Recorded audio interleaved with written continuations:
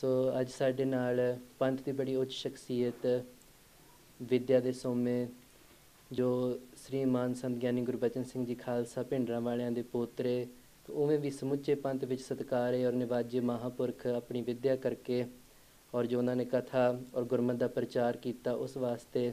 ਸੋ ਸਾਡੇ ਨਾਲ ਅੱਜ ਹਨ ਸੰਤ ਗਿਆਨੀ ਅਵਤਾਰ ਸਿੰਘ ਜੀ ਬਦਨੀ ਕਲਾਂ ਵਾਲੇ। ਅਤੇ ਆਰੰਭ ਕਰਾਂਗੇ ਮਹਾਂਪੁਰਖਾਂ ਨੂੰ ਫਤਿਹ ਬੁਲਾ ਕਰਕੇ। ਵਾਹਿਗੁਰੂ ਜੀ ਕਾ ਖਾਲਸਾ, ਵਾਹਿਗੁਰੂ ਜੀ ਕੀ ਫਤਿਹ। ਵਾਹਿਗੁਰੂ ਜੀ ਕੀ ਫਤਿਹ। ਸੋ ਸੰਤ ਜੀ, ਪਹਿਲਾਂ ਆਪ ਜੀ ਨੂੰ ਇਹ ਪ੍ਰਸ਼ਨ ਅਸੀਂ ਪੁੱਛਾਂਗੇ ਕਿ ਆਪ ਜੀ ਦਾ ਜੋ ਜਨਮ ਆ, ਸੋ ਸਮੂਹ ਗ੍ਰੰਥਾਂ ਵਿੱਚ ਆਇਆ ਕਿ ਜੋ ਮਹਾਂਪੁਰਖਾਂ ਦੀ ਕੁੱਲ ਹੁੰਦੀ ਆ, ਬ੍ਰਹਮ ਗਿਆਨੀਆਂ ਦੀ ਅੰਸ਼ ਸਾਰੀ ਪਵਿੱਤਰ ਹੁੰਦੀ ਆ, ਸਾਰੀ ਤਾਰੀ ਜਾਂਦੀ ਆ। ਸੋ ਆਪ ਜੀ ਦੇ ਬਚਪਨ ਦੇ ਵਿੱਚ ਜੋ ਮਹਾਂਪੁਰਖਾਂ ਦਾ ਪਰਿਵਾਰ ਸੀ, ਉਹਦਾ ਕਿਹੋ ਜਿਹਾ ਵਾਤਾਵਰਨ ਸੀ? ਆਪ ਜੀ ਦੇ ਮਾਤਾ ਪਿਤਾ ਦੇ ਪਵਿੱਤਰ ਨਾਮ ਕੀ ਸਨ? ਦੇਖੋ, ਸਭ ਤੋਂ ਪਹਿਲਾਂ ਤਾਂ ਦਾਸ ਸਤਿਗੁਰੂ ਦੀ ਫਤਿਹ ਅਰਜ਼ ਕਰਦਾ ਹੈ।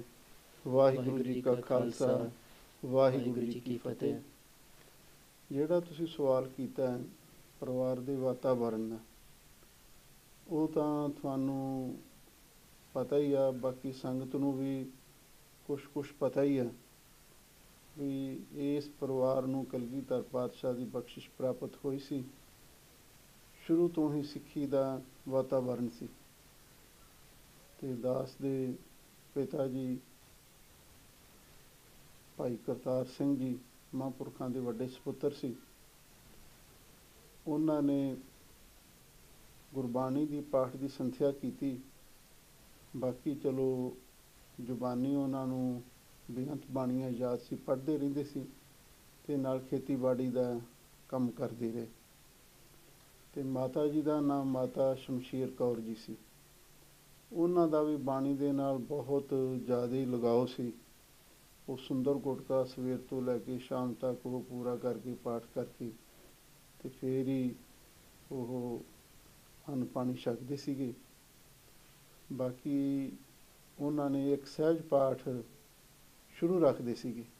ਜਦੋਂ ਕੋਈ ਮੇਨ ਗੁਰਪੁਰਬ ਆਉਂਦਾ ਭੋਗ ਪਾਉਣਾ ਉਹਨਾਂ ਨੇ, ਉਸ ਦਿਨ ਉਹਨਾਂ ਨੇ ਭੋਗ ਪਾਉਣਾ। ਕਰੀਬ 1 ਸਾਲ ਦੇ ਵਿੱਚ ਉਹ ਜੇ 12 ਮਹੀਨੇ ਸੀ, 12 ਸਹਿਜ ਪਾਠ ਕਰ ਹੀ ਲੈਂਦੇ ਸੀਗੇ। ਅਤੇ ਇਹ ਆਪ ਜੀ ਦੇ ਮਾਤਾ ਜੀ ਸਨ? ਹਾਂਜੀ, ਮਾਤਾ ਸ਼ਮਸ਼ੀਰ ਕੌਰ। ਅਤੇ ਦੇਖੋ, ਇਹ ਮਹਾਂਪੁਰਖਾਂ ਦੇ ਪਰਿਵਾਰ ਵਿੱਚ ਬੀਬੀਆਂ ਵੀ ਗੁਰਬਾਣੀ ਦੀ ਸੰਥਿਆ ਵੀ ਪ੍ਰਾਪਤ ਜ਼ਰੂਰੀ ਹੋਵੇਗੀ ਉਹਨਾਂ ਨੂੰ।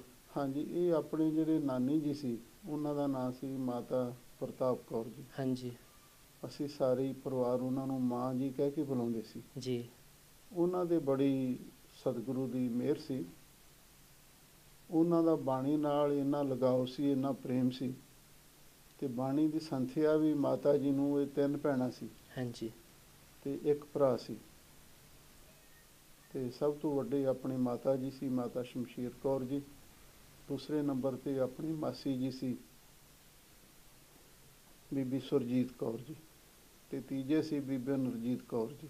ਹਾਂਜੀ। ਅਤੇ ਚੌਥੇ ਸੀ ਉਹਨਾਂ ਦੇ ਭੁਜੰਗੀ ਗਿਆਨੀ ਗੁਰਦੇਵ ਸਿੰਘ ਜੀ ਦਾਸ ਦੇ ਮਾਮਾ ਜੀ। ਅੱਛਾ ਜੀ। ਉਹ ਤਾਂ ਹੁਣ ਅੱਜ ਕੱਲ੍ਹ ਸਾਊਥਾਲ ਸੰਥਿਆ ਕਰਵਾ ਰਹੇ। ਹਾਂਜੀ। ਅਤੇ ਉਹ ਇਹਨਾਂ ਨੂੰ ਸ਼ੁਰੂ ਵਿੱਚ ਆਪਣੇ ਨਾਨੀ ਜੀ ਨੇ, ਮਾਂ ਜੀ ਨੇ ਸੰਥਿਆ ਕਰਵਾ ਦਿੱਤੀ ਸੀ ਗੁਰਬਾਣੀ। ਠੀਕ ਹੈ ਜੀ। ਅਤੇ ਉਵੇਂ ਆਪ ਜੀ ਦੇ ਪਰਿਵਾਰ ਬਾਰੇ ਸੁਣਿਆ ਹੈ, ਆਪ ਜੀ ਪੁਸ਼ਟੀ ਵੀ ਕਰ ਸਕੋ। ਆਪ ਜੀ ਦੇ ਪਰਿਵਾਰ ਵਿੱਚ ਜੋ ਬੀਬੀਆਂ ਸਨ ਉਹ ਆਪਣੇ ਸੀਸ ਉੱਪਰ ਦਸਤਾਰ ਸਜਾਉਂਦੀਆਂ ਸਨ? ਦਰਅਸਲ ਆਪਣੇ ਪਹਿਲਾਂ ਤਾਂ ਨਹੀਂ ਸੀ ਐਸਾ ਮਾਹੌਲ। ਹਾਂਜੀ। ਫਿਰ ਬਾਅਦ ਵਿੱਚ ਮਹਾਂਪੁਰਖਾਂ ਦੇ ਮਨ ਵਿੱਚ ਖਿਆਲ ਆਇਆ ਵੀ ਆਪਾਂ ਚਾਹੇ ਕਿੰਨਾ ਵੀ ਯਤਨ ਕਰੀਏ ਅਤੇ ਜਿੰਨਾ ਚਿਰ ਸਿਰ 'ਤੇ ਦਸਤਾਰ ਨਾ ਹੋਵੇ ਅਤੇ ਉਹ ਕਈ ਵਾਰੀ ਉੱਪਰ ਜਿਹੜਾ ਕੱਪੜਾ ਲਿਆ ਹੁੰਦਾ, ਚੁੰਨੀ ਵੀ ਜਾਂ ਚਾਦਰ ਵੀ, ਸ਼ਾਲ ਵੀ, ਉਹ ਲੈ ਜਾਂਦਾ। ਹਾਂਜੀ। ਅਤੇ ਜਦੋਂ ਸਿਰ ਨੰਗਾ ਹੁੰਦਾ ਫਿਰ ਉਹ ਬੇਅਦਬੀ ਜੀ ਹੁੰਦੀ ਆ ਕੇਸਾਂ ਦੀ। ਜੀ ਬਿਲਕੁਲ। ਇਸ ਪੱਖ ਨੂੰ ਮੁੱਖ ਰੱਖ ਕੇ ਫਿਰ ਉਹਨਾਂ ਨੇ ਪਹਿਲਾਂ ਆਪਣੇ ਵੱਡੇ ਮਾਤਾ ਜੀ, ਦਾਦੀ ਜੀ, ਉਹਨਾਂ ਨੂੰ ਅਸੀਂ ਸਾਰੇ ਪਰਿਵਾਰ ਵੱਡੀ ਬੇਬੇ ਜੀ ਕਹਿ ਕੇ ਬੁਲਾਉਂਦੇ ਸੀ। ਸੋ ਮਹਾਂਪੁਰਖਾਂ ਦੇ ਜੋ ਧਰਮ ਪਤਨੀ ਸਨ? ਹਾਂਜੀ ਹਾਂਜੀ। ਉਹਨਾਂ ਦਾ ਨਾਂ ਸੀ ਮਾਤਾ ਕਿਸ਼ਨ ਕੌਰ ਜੀ। ਵਾਹਿਗੁਰੂ ਜੀ। ਅਤੇ ਪਿੰਡ ਸੀ ਉਹਨਾਂ ਦਾ ਰਾਜੂਆਣਾ ਕਲਾਂ। ਅੱਛਾ ਜੀ। ਜਿੱਥੋਂ ਦੇ ਅੱਜ ਕੱਲ੍ਹ ਭਾਈ ਬਲਵੰਤ ਸਿੰਘ ਜੀ ਰਾਜੂਆਣਾ ਕਲਾਂ ਹੈਗੇ, ਉਸੇ ਪਿੰਡ ਦੀ ਮਾਤਾ ਜੀ ਸਨ। ਠੀਕ ਹੈ ਜੀ। ਅਤੇ ਉਹਨਾਂ ਨੇ ਫਿਰ ਸਿਰ 'ਤੇ ਦਸਤਾਰ ਸਜਾਈ। ਉਸ ਤੋਂ ਬਾਅਦ 'ਚ ਫਿਰ ਆਪਣੇ ਵੀ ਮਾਤਾ ਜੀ, ਹਾਂਜੀ, ਮਾਤਾ ਸ਼ਮਸ਼ੇਰ ਕੌਰ ਜੀ, ਮਾਸੀ ਜੀ ਬੀਬੀ ਸੁਰਜੀਤ ਕੌਰ ਜੀ, ਉਹਨਾਂ ਨੇ ਵੀ ਸਜਾ ਲਈ। ਸੱਤ ਹੈ ਜੀ। ਉਹ ਕੇਸਾਂ ਦੀ ਸੰਭਾਲ ਨੂੰ ਮੁੱਖ ਰੱਖ ਕੇ ਉਹਨਾਂ ਨੇ ਸਿਰ ਤੇ ਦਸਤਾਰ ਸਜਾਈ ਸੀ ਜੀ। ਨਾ ਕਿ ਕੋਈ ਉਹਨੂੰ ਹੋਰ ਕੇਸਕੀ ਰੂਪ ਵਾਂਗੂ ਕਕਾਰ ਹਾਂਜੀ ਸਮਝ ਕੇ ਨਹੀਂ ਉਹਨਾਂ ਨੇ ਸਿਰ ਤੇ ਹਾਂਜੀ। ਦਸਤਾਰ ਸਜਾਈ ਸੀ। ਤੇ ਆਪ ਜੀ ਨੇ ਅੰਮ੍ਰਿਤ ਕਿੰਨੀ ਉਮਰ ਤੇ ਪਾਨ ਕੀਤਾ? ਦਾਸ ਨੇ ਅੰਮ੍ਰਿਤ ਤਕਰੀਬਨ 5.5 ਸਾਲ ਦੀ ਉਮਰ ਵਿੱਚ ਜਥੇ ਵਿੱਚ ਦਾਸ ਭਰਤੀ ਹੋ ਗਿਆ ਸੀ ਭਰਤੀ ਹੋ ਗਏ।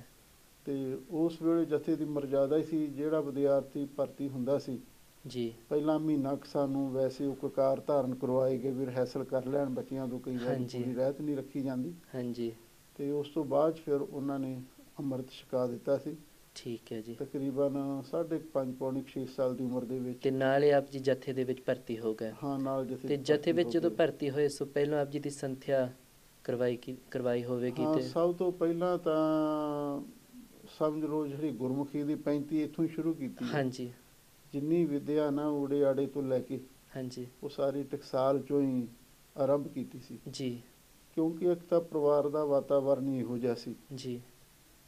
ਤੇ ਠੀਕ ਆ, ਆਪਣੇ ਜਿਹੜੇ ਚਾਚਾ ਜੀ ਸੀ ਰਾਗੀ ਭਗਵਾਨ ਸਿੰਘ ਉਹਨਾਂ ਦਾ ਨਾਮ ਸੀ। ਹਾਂਜੀ ਉਹਨਾਂ ਦਾ ਖਿਆਲ ਸੀ ਵੀ ਪਚੰਗੀਆਂ ਨੂੰ ਬੱਚਿਆਂ ਨੂੰ ਸਕੂਲ ਦੀ ਵਿਦਿਆ ਪੜ੍ਹਾਈ ਜਾਵੇ। ਜੀ। ਪਰ ਆਪਣੇ ਬਾਪੂ ਜੀ ਤੇ ਆਪਣੇ ਮਾਤਾ ਜੀ ਤੇ ਮਾਸੀ ਜੀ ਹਾਂਜੀ। ਉਹ ਕਹਿੰਦੇ ਵੀ ਨਹੀਂ, ਅਸੀਂ ਟਕਸਾਲ ਦੇ ਵਿੱਚ ਅਸੀਂ ਗੁਰਮਤਿ ਦੀ ਭੇਜਣਾ, ਬ੍ਰਹਮ ਵਿਦਿਆ ਪੜ੍ਹਾਉਣੀ ਹੈ। ਗੁਰਮਤਿ ਦੀ ਵਿਦਿਆ ਪੜ੍ਹਾਉਣੀ ਹੈ। ਠੀਕ ਹੈ ਜੀ। ਤੇ ਫਿਰ ਉਹਨਾਂ ਨੇ ਸਾਨੂੰ ਉਸ ਵੇਲੇ 3 ਭਰਾ ਸੀ, ਗਿਆਨੀ ਤਰਲੋਚਨ ਸਿੰਘ, ਹਾਂਜੀ ਉਹ ਇੱਥੇ ਹੀ ਆਪਣੇ ਹੁਣ ਬਰਮਿੰਘਮ ਹੀ ਰਹਿੰਦੇ ਸਮੈਦਕ। ਜੀ। ਤੇ ਦੂਜੇ ਸੀ ਭਾਈ ਮਹਿਤਾਬ ਸਿੰਘ, ਉਹ ਵੀ ਇੱਥੇ ਆ ਗਏ ਸੀ, ਹਾਂਜੀ ਸੰਥਿਆ ਕਰਵਾਉਂਦੇ ਰਹੇ ਆ। ਤੇ ਤੀਜਾ ਸੀ ਦਾਸ। ਅਸੀਂ ਤਿੰਨੇ ਇੱਕੋ ਸਮੇਂ ਭਰਤੀ ਹੋਏ। ਸੱਤ ਹੈ ਜੀ। ਤੇ ਫਿਰ ਚਾਚਾ ਜੀ ਦੇ ਵੱਡੇ ਭਚੰਗੀ ਸੀ ਭਾਈ ਅਮੋਲਕ ਸਿੰਘ। ਹਾਂਜੀ। ਥੋੜ੍ਹੇ ਚਿਰ ਬਾਅਦ ਫਿਰ ਉਹਨਾਂ ਨੂੰ ਵੀ ਜਥੇ ਵਿੱਚ ਹੀ ਭੇਜ ਦਿੱਤਾ ਉਹਨਾਂ ਨੇ ਗਿਆ ਸੀ, ਉਹ ਵੀ ਜਥੇ 'ਚ ਭਰਤੀ ਹੋ ਗਏ। ਠੀਕ ਹੈ ਜੀ।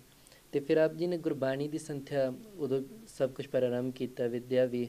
ਤੇ ਸ੍ਰੀ ਗੁਰੂ ਗ੍ਰੰਥ ਸਾਹਿਬ ਜੀ ਦੀ ਵਿਦਿਆ ਫਿਰ ਆਪ ਜੀ ਨੇ ਕਦੋਂ ਆਰੰਭ ਕੀਤੀ ਤੇ ਕੌਣ ਉਸ ਵੇਲੇ, ਸੋ ਇਹ ਡਿਊਟੀਆਂ ਮਹਾਂਪੁਰਖਾਂ ਨੇ ਕਿਹਨਾਂ ਦੀਆਂ ਲਾਈਆਂ ਸੀ? ਉਹ ਆਪ ਖੁਦ ਤੁਹਾਨੂੰ ਸੰਥਿਆ ਕਰਾਉਂਦੇ ਸੀ ਜਾਂ ਕਿਵੇਂ ਸੀ? ਨਹੀਂ, ਮਹਾਂਪੁਰਖ ਤਾਂ ਜਿਹੜੇ ਆਪਣੇ ਕਥਾ ਸਿੱਖਣ ਵਾਲੇ ਵਿਦਿਆਰਥੀ ਸੀ, ਹਾਂਜੀ ਮਤਲਬ ਜਿਨ੍ਹਾਂ ਨੇ ਸੰਥਿਆ ਕੀਤੀ ਕਰ ਲਈ ਹੁੰਦੀ ਸੀ, ਜੀ। ਉਹਨਾਂ ਨੂੰ ਪੜ੍ਹਾਉਂਦੇ ਸੀਗੇ। ਉਹਨਾਂ ਦੇ ਪੜ੍ਹਾਉਣ ਦਾ ਤਰੀਕਾ ਵੀ ਕੋਈ ਬਹੁਤਾ ਵੱਖਰਾ ਨਹੀਂ ਸੀ। ਜੀ। ਜਦੋਂ ਮਹਾਂਪੁਰਖ ਸਵੇਰੇ ਗੁਰਬਾਣੀ ਦੀ ਲੜੀਵਾਰ ਕਥਾ ਕਰਦੇ ਸੀ ਹਾਂਜੀ ਤੇ ਸ਼ਾਮ ਨੂੰ ਇਤਿਹਾਸ ਦੀ ਕਥਾ ਕਰਦੇ ਸੀਗੇ ਜੀ। ਤੇ ਸਿੰਘ ਨਾਲ ਹੀ ਪੋਥੀਆਂ ਪ੍ਰਕਾਸ਼ ਕਰਕੇ ਉਹ ਵੀ ਸਤਿਕਾਰ ਨਾਲ ਥੱਲੇ ਪਹਿਲਾਂ ਕੱਪੜਾ ਵਿਛਾਉਣਾ ਤੇ ਫਿਰ ਗਲ ਦੇ ਵਿੱਚ ਪਰਨਾ ਪਾ ਕੇ ਸਾਰਿਆਂ ਨੇ ਬਹਿਣਾ। ਹਾਂਜੀ ਤੇ ਉਹ ਸਾਰੀ ਮਰਜ਼ਾਦਾ ਦੱਸੀ ਜਾਂਦੀ ਸੀ ਵੀ ਜਦੋਂ ਜਿੰਨਾ ਚਿਰ ਬਾਣੀ ਪੜ੍ਹਨੀ ਆ ਜਾਂ ਕਥਾ ਸੁਣਨੀ ਆ, ਉਸ ਵੇਲੇ ਹੱਥਾਂ ਦੇ ਨਾਲ ਕਿ ਜੇ ਕਿਤੇ ਖੁਰਕ ਵੀ ਆਵੇ ਨਾਲ ਪਰਨੇ ਦੇ ਨਾਲ ਤੁਸੀਂ ਕਰਨੀ ਆ, ਮੂੰਹ 'ਤੇ ਹੱਥ ਨਹੀਂ ਫੇਰਨਾ, ਪੈਰਾਂ ਨੂੰ ਹੱਥ ਭੁੱਲ ਕੇ ਵੀ ਨਹੀਂ ਲਾਉਣਾ।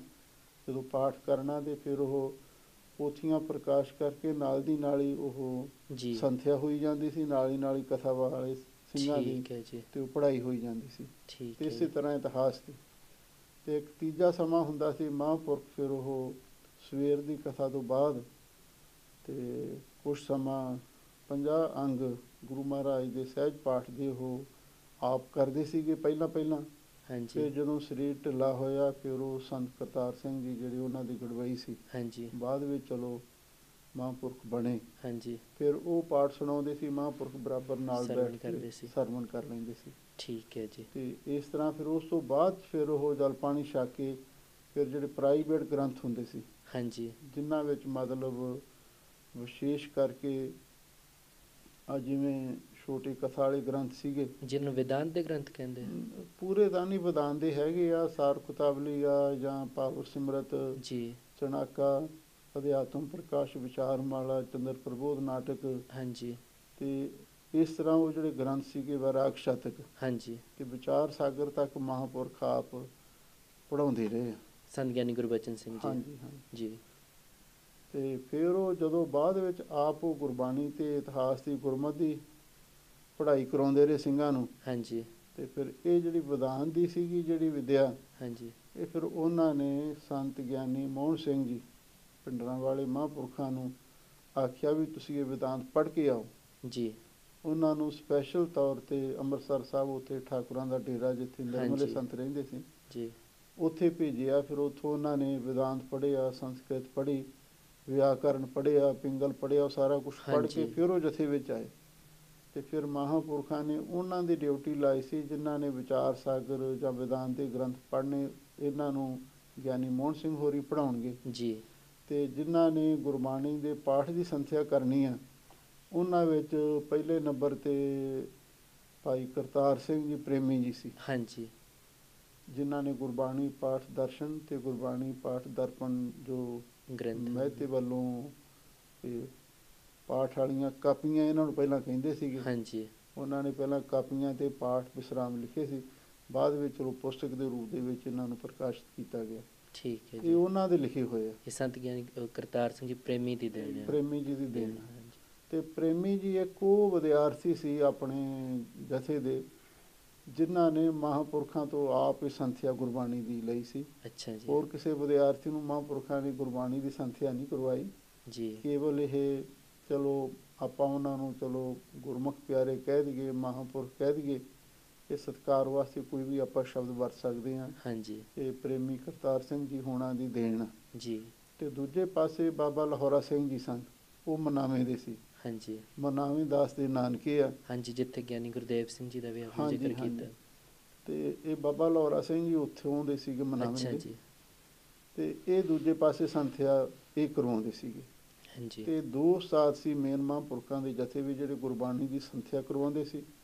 ਤੀਜੇ ਸੀ ਫਿਰ ਬਾਅਦ ਵਿੱਚ ਜਿਹੜੇ ਛੋਟੇ ਗ੍ਰੰਥ ਕਥਾ ਵਾਲੇ, ਹਾਂਜੀ ਉਹ ਵੈਦ ਜੀ ਗਿਆਨੀ ਨਿਰੰਜਨ ਸਿੰਘ ਜੀ ਹਾਂਜੀ। ਗੋਪਾਰਾ ਕਲਾਂ ਵਿੱਚ ਬਾਅਦ ਵਿੱਚ ਸੇਵਾ ਕਰਦੇ ਰਹੇ। ਜੀ ਫਿਰ ਇਹ ਉਹਨਾਂ ਦੀ ਡਿਊਟੀ ਸੀ। ਕਥਾ ਵਾਲੇ ਸਿੰਘਾਂ ਨੂੰ ਸ਼ੁਰੂ ਵਿੱਚ 5 ਗ੍ਰੰਥ, ਛੋਟੇ ਗ੍ਰੰਥ ਕਥਾ ਵਾਲੇ ਉਹ ਪੜ੍ਹਾਉਂਦੇ ਰਹੇ। ਹਾਂਜੀ ਅਤੇ ਇਸ ਤਰ੍ਹਾਂ ਉਹ ਅੱਗੇ ਤੋਂ ਅੱਗੇ ਫਿਰ ਜਿਹੜੇ ਗਾਂਹ ਪੜ੍ਹੇ ਹੁੰਦੇ ਵਿਦਿਆਰਥੀ ਸੀ, ਉਹ ਗਾਂਹ ਦੂਜਿਆਂ ਨੂੰ ਪੜ੍ਹਾਉਣ ਲੱਗ ਉਹਨਾਂ ਨੂੰ ਜਾਂਦੇ ਪੜ੍ਹਾਉਂਦੇ ਸੀ। ਪੜ੍ਹਾਉਂਦਾ ਐਵੇਂ ਸਿਲਸਿਲਾ ਚੱਲਦਾ ਰਹਿੰਦਾ ਸੀ। ਹਾਂਜੀ ਅਤੇ ਜੋ ਇਹ ਛੋਟੇ ਗ੍ਰੰਥਾਂ ਦਾ ਆਪ ਜੀ ਨੇ ਜ਼ਿਕਰ ਕੀਤਾ, ਜਾਂ ਸੰਤ ਗਿਆਨੀ ਮੋਹਨ ਸਿੰਘ ਜੀ ਨੂੰ ਅੰਮ੍ਰਿਤਸਰ ਭੇਜਣਾ, ਸੋ ਇਹ ਵਿਦਾਂਤਕ ਜਾਂ ਇਹ ਜੋ ਇਹ ਪੜ੍ਹਾਈ ਸੀ, ਇਹ ਵੀ ਇੱਕ ਮੁੱਖ ਅੰਗ ਸੀ ਉਹ ਬ੍ਰਹਮ ਵਿਦਿਆ ਦੇ ਵਿੱਚ। ਅਤੇ ਇਹਦਾ ਗੁਰਮਤਿ ਦੇ ਨਾਲ ਕੀ ਸੰਬੰਧ ਆ? ਦਰਅਸਲ ਹੁਣ ਜਦੋਂ ਆਪਾਂ ਗੁਰਬਾਣੀ ਪੜ੍ਹਦੇ ਹਾਂ ਜਾਂ ਗੁਰਬਾਣੀ ਦੀ ਵਿਚਾਰ ਕਰਦੇ ਹਾਂ, ਗੁਰਬਾਣੀ ਦੀ ਖੋਜ ਕਰਦੇ ਹਾਂ, ਜੀ ਇਹਦੇ ਵਿੱਚ ਕੁਛ ਸ਼ਬਦ ਗੁਰਬਾਣੀ ਵਿੱਚ ਐਸੇ ਆ ਜਾਂਦੇ ਆ, ਜਿਵੇਂ ਸੋਹਿਲਾ ਬਾਣੀ, ਜਿਹਨੂੰ ਆਪਾਂ ਟਕਸਾਲ ਦੇ ਸੰਕੀਰਤਨ ਸੋਹਿਲਾ ਵੀ ਆਖਦੇ ਨੇ। ਉਹਦੇ ਵਿੱਚ ਉਹ ਸ਼ਬਦ ਆਉਂਦਾ, ਛੇ ਘਰ, ਛੇ ਗੁਰ, ਛੇ ਉਪਦੇਸ਼। ਵੀ ਉੱਥੇ ਜਿਹੜਾ ਮਹਾਂਪੁਰਖ ਘਰ ਦਾ ਅਰਥ ਕਰਦੇ ਸੀਗੇ ਵੀ ਸ਼ਾਸਤਰ, ਹਾਂਜੀ ਵੀ ਛੇ ਉਹ ਸ਼ਾਸਤਰ ਧਰਮ ਗ੍ਰੰਥ ਨੇ, ਛੇ ਹੀ ਉਹਨਾਂ ਦੇ ਗੁਰੂ ਕਰਤਾ ਸੀ, ਹਾਂਜੀ ਅਤੇ 6 ਤਰ੍ਹਾਂ ਦੇ ਉਹਨਾਂ ਦੇ ਵੱਖੋ ਵੱਖਰੇ ਉਪਦੇਸ਼ ਸੀ। ਜੇ ਹੁਣ ਆਪਾਂ ਇਸ ਸ਼ਬਦ ਦੀ ਵਿਆਖਿਆ ਕਰਨੀ ਹੋਵੇ, ਅਤੇ ਫਿਰ ਜੇ ਆਪਾਂ ਉਹਨਾਂ ਗ੍ਰੰਥਾਂ ਨੂੰ ਨਹੀਂ ਪੜ੍ਹਦੇ, ਉਹਨਾਂ ਬਾਰੇ ਜੀ। ਡਿਟੇਲ 'ਚ ਨਹੀਂ ਆਪਾਂ ਸੰਗਤਾਂ ਨੂੰ ਦੱਸ ਸਕਦੇ। ਅਤੇ ਬਾਕੀ ਇਹਨਾਂ ਵਿੱਚੋਂ ਜਿਹੜਾ ਵਿਦਾਂਤ ਗ੍ਰੰਥ ਆ, ਹਾਂਜੀ ਅਤੇ ਉਹਦੇ ਨਾਲ ਨਾਲ ਨਿਆਏ ਸ਼ਾਸਤਰ ਸੀਗਾ, ਹਾਂਜੀ ਅਤੇ ਪਿੰਗਲ ਸੀ, ਵਿਆਕਰਨ ਸੀ, ਉਹ ਵੀ ਥੋੜ੍ਹਾ ਥੋੜ੍ਹਾ ਆਪਣੇ ਨਾਲ ਪੜ੍ਹਨਾ ਪੈਂਦਾ, ਤਾਂ ਕਿ ਫਿਰ ਉਹ ਗੁਰਬਾਣੀ ਦੇ ਸਹੀ ਢੰਗ ਦੇ ਨਾਲ ਅਰਥ ਹੋ ਸਕੇ। ਕੀਤੇ ਜਾ ਸਕਦੇ। ਜੀ ਹੁਣ ਗੁਰਬਾਣੀ ਦੇ ਵਿੱਚ ਵੀ ਹੁਣ ਹਰ ਕਾ ਸੇਵਕ ਸੋ ਹਰ ਜਿਹਾ, ਭੇਦ ਨਾ ਜਾਣੋ ਮਾਨਸ ਦਿਹਾ, ਜਾਂ ਸਾਗਰ ਮੈਂ ਬੂੰਦ ਬੂੰਦ ਮੈਂ ਸਾਗਰ, ਇਹੋ ਜਿਹੇ ਬਚਨ ਆ ਜਾਂਦੇ ਆ। ਜੀ ਫਿਰ ਉਹ ਜਿੰਨਾ ਚਿਰ ਵਿਦਾਂਤ ਨਹੀਂ ਪੜ੍ਹਦੇ, ਜੀਵ ਈਸ਼ ਦੀ ਏਕਤਾ ਜਿਹਦੇ ਵਿੱਚ ਮੁੱਖ ਸਿਧਾਂਤ ਆ, ਹਾਂਜੀ ਅਤੇ ਉਹਨਾਂ ਚਿਰ ਇਹਨਾਂ ਸ਼ਬਦਾਂ ਦੀ ਸਹੀ ਤਰੀਕੇ ਨਾਲ ਵਿਆਖਿਆ, ਖੁਲਾਸਾ ਨਹੀਂ ਨਹੀਂ ਹੋ ਆਪਾਂ ਕਰ ਸਕਦਾ। ਸਕਦੇ। ਬਿਲਕੁਲ। ਸੋ ਇਹ ਬਸ ਇਹ ਗੁਰਬਾਣੀ ਨੂੰ ਸਮਝਣ ਵਾਸਤੇ, ਸੋ ਇਹ ਇੱਕ ਜ਼ਰੀਆ ਹੈ ਹੋਰ ਹਾਂਜੀ। ਬੁੱਧੀ ਨੂੰ ਵਿਕਸਿਤ ਕਰਨ ਵਾਸਤੇ। ਬਾਕੀ ਇਹ ਨਹੀਂ ਆਪਾਂ ਕਹਿ ਸਕਦੇ ਵੀ ਗੁਰਬਾਣੀ ਵਿੱਚ ਕਿਸੇ ਪ੍ਰਕਾਰ ਦੀ ਕੋਈ ਗਿਆਨ ਵਿੱਚ ਜਾਂ ਬੋਧ ਵਿੱਚ ਜਾਂ ਸਿਧਾਂਤ ਵਿੱਚ ਕੋਈ ਕਮੀ ਨਹੀਂ ਹੈ, ਜੀ ਪਰ ਉਹਨੂੰ ਸਮਝਣ ਵਾਸਤੇ ਉਹ ਸਹਾਇਕ ਗ੍ਰੰਥ ਪੜ੍ਹਨੇ ਚੀਜ਼। ਜ਼ਰੂਰੀ ਹੋ ਜਾਂਦੇ। ਬਿਲਕੁਲ ਬਿਲਕੁਲ। ਹੋਰ ਵੀ ਸਬਜੈਕਟਾਂ 'ਚ ਇਵੇਂ ਹੁੰਦਾ, ਹੋਰ ਸਬਜੈਕਟ ਤੋਂ ਚੀਜ਼ ਲੈਣੀ, ਉਸ ਨਾਲ ਬੁੱਧੀ ਖੁੱਲ੍ਹਣੀ। ਅਤੇ ਸੋ ਅਸੀਂ ਮਹਾਂਪੁਰਖਾਂ ਦੀ ਹੁਣ ਜੋ ਕਥਾ ਰਿਕਾਰਡ ਹੋਈ ਹੈ ਸੰਤ ਗਿਆਨੀ ਗੁਰਬਚਨ ਸਿੰਘ ਜੀ ਦੀ, ਸੋ ਹਾਂਜੀ। ਉਹ ਕਥਾ ਮਹਾਂਪੁਰਖਾਂ ਨੇ 27 ਵਾਰੀ ਕੀਤੀ, ਸ੍ਰੀ ਗੁਰੂ ਗ੍ਰੰਥ ਸਾਹਿਬ ਜੀ ਦੀ ਕਥਾ।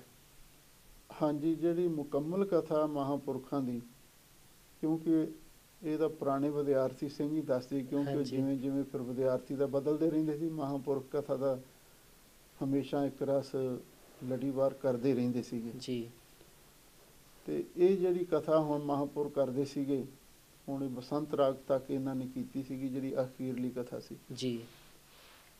ਤੇ ਜਗ ਕੂਆ ਮੁਖ ਚੁੰਚ ਗਿਆਨ, ਇਹ ਸ਼ਬਦ ਦੀ ਆਖਰੀ ਦਿਨ ਕਥਾ ਉੱਥੇ ਮਹਿਤੇ ਗੁਰਦੁਆਰਾ ਸਾਹਿਬ ਮਹਾਂਪੁਰਖਾਂ ਨੇ ਕੀਤੀ ਸੀਗੀ। ਹਾਂਜੀ। ਤੇ ਇਹ ਵਿਦਿਆਰਥੀਆਂ ਦੇ ਕਹਿਣ ਮੁਤਾਬਕ, ਪੁਰਾਣੇ ਸਿੰਘਾਂ ਦੇ, ਵੀ ਇਹ ਮਹਾਂਪੁਰਖਾਂ ਦੀ 28ਵੀਂ ਕਥਾ ਸੀ। 27 ਪਹਿਲਾਂ ਹੋ ਚੁੱਕੀਆਂ ਸੀ ਜੀ। ਤੇ 28ਵੀਂ ਕਥਾ ਸੀ, ਤੇ ਜਿਸ ਨੂੰ ਮਹਾਂਪੁਰਖਾਂ ਨੇ ਬਸੰਤ ਰਾਗ ਤੱਕ ਕੀਤਾ। ਫਿਰ ਬਾਅਦ ਵਿੱਚ ਇਸ ਨੂੰ ਦੂਜੇ ਮਹਾਂਪੁਰਖਾਂ ਨੇ ਵਿਦਿਆਰਥੀਆਂ ਨੂੰ ਪੜ੍ਹਾ ਕੇ ਸੰਪੂਰਨ ਕੀਤਾ।